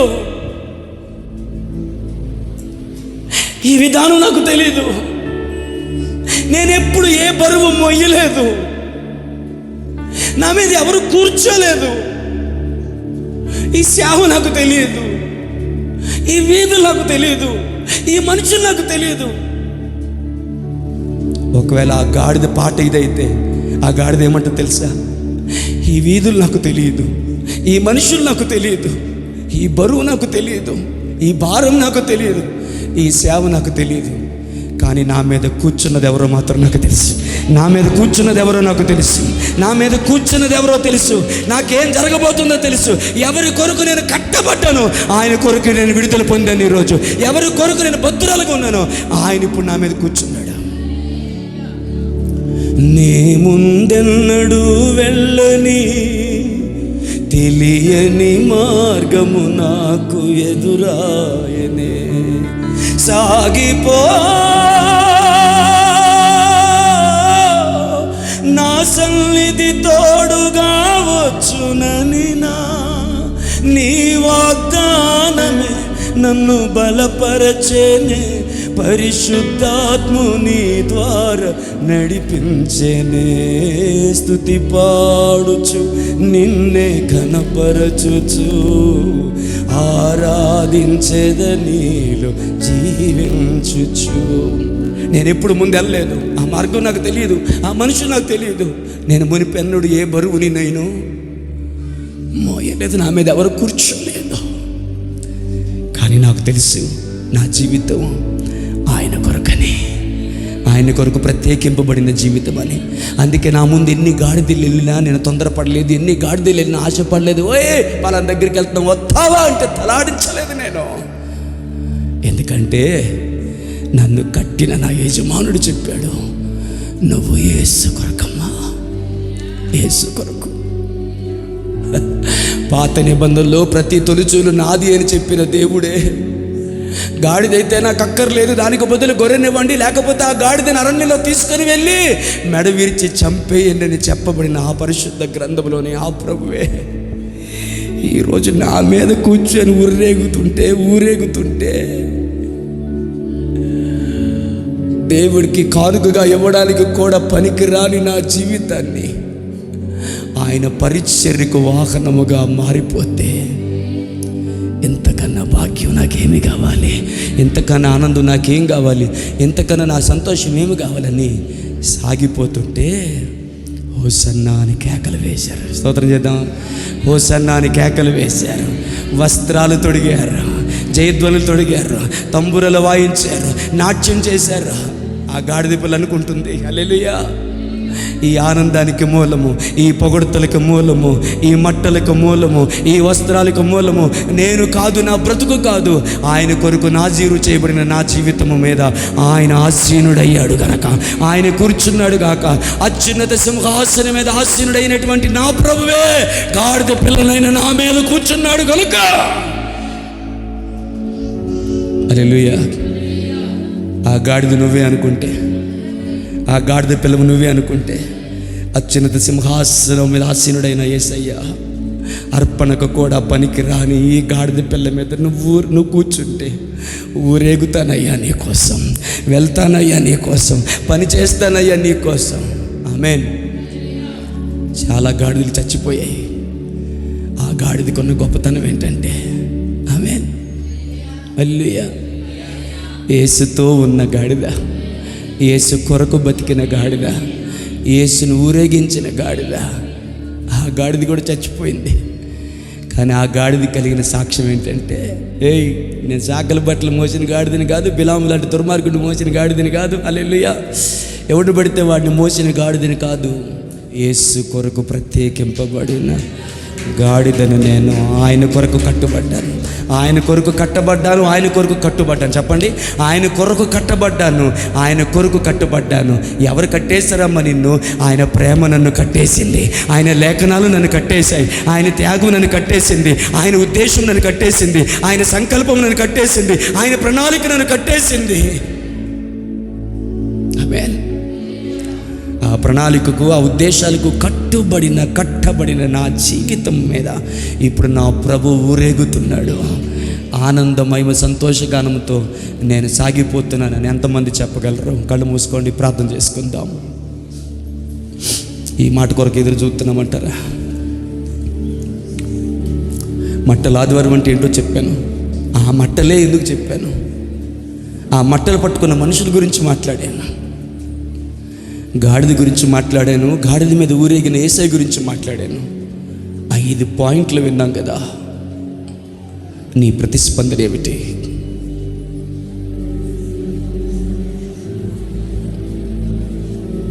ఆ గాడిద పిల్లను నేనేనయ్యా. అర్పణకు కూడా పనికిరాని జీవితం, అరణ్యములోనికి తోసివేయబడి మెడ విరచబడి చంపవలసిన జీవితం నాది. ఏ గాడిద నాకు అక్కర్లేదు అని ధర్మశాస్త్రం రాయబడి ఉందో అదే గాడిదని నన్ను ఏర్పరచుకొని, నీ కొరకు నాజీరు చేసుకొని, ప్రతిష్ఠించుకొని, ప్రత్యేకపరచుకొని, అగ్ని రథముల మీద కాదు కానీ ఎందుకు పనికిరాని గాడిద పిల్ల మీద నువ్వు ఊరేగుతుంటే ప్రజలు జయము జయమని కేకలు వేశారే. ప్రపంచంలో కొన్ని వందల వేల లక్షల కోట్ల గాడిదలు పుట్టి చచ్చిపోతే ఈ గాడిద ఒక సాక్ష్యాన్ని సంపాదించుకుందిగా. ఆ గాడిద జీవితంలో లేఖనము నెరవేరిందిగా.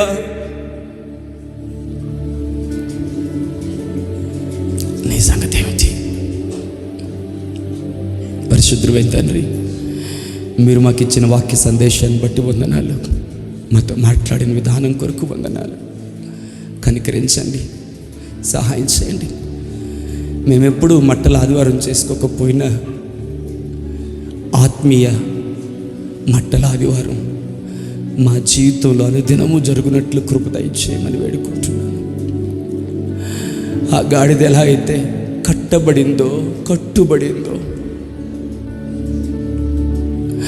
మా జీవితంలో కూడా మేము కట్టుబడిన నాజీరు చేయబడిన ప్రత్యేకింపబడిన జీవితాన్ని జీవిస్తూ అర్పణకు కూడా నోచుకొని మా జీవితంలో నీవు ఊరేగించే బ్రతుకుని, నిన్ను ఊరేగించే బ్రతుకుని, అత్యున్నత సింహాసనం మీద ఆసీనుడు అయిన నీవు మాలోను మా మీదను నువ్వు ఆసీనుడు అయి ఉండగా నీ నామ ఘనతను మా భుజాల మీద వేసుకొని మేము వీధుల్లోనికి వెళ్ళినప్పుడు హోసన్నా హోసన్నా ప్రభువు పేరట వచ్చు వాడు స్తుతింపబడును గాక అని జనులు కేకవేయనట్లుగా గొప్ప సాక్ష్యమును సంపాదించుకున్న గాడిద వలె మేముండినట్లు సహాయం చేయండి. నిజమైన ఆ ఖర్జూరపు మట్టల అనుభవం మాకు దయచేయండి. మిమ్మల్ని గణపరిచి మీ మీదే రాళ్ళు వేసి సిలువేయమని చెప్పిన మనుషుల్లా కాకుండా అన్ని వేళల్లో మిమ్మల్ని ఆరాధించే వారి గురించి దయచేయండి. మా రాజువు నువ్వు దీనుడివై గాడిద పిల్లను ఎక్కావు, మేము కూడా మమ్మల్ని మేము తగ్గించుకోవడం మాకు నేర్పించండి. అది మా జీవన శైలిగా మార్చివేయండి. మహిమ పొందమని మా ప్రభువైన యేసుక్రీస్తు నామములో ప్రార్థించి వేడుకుంటున్నాము తండ్రి.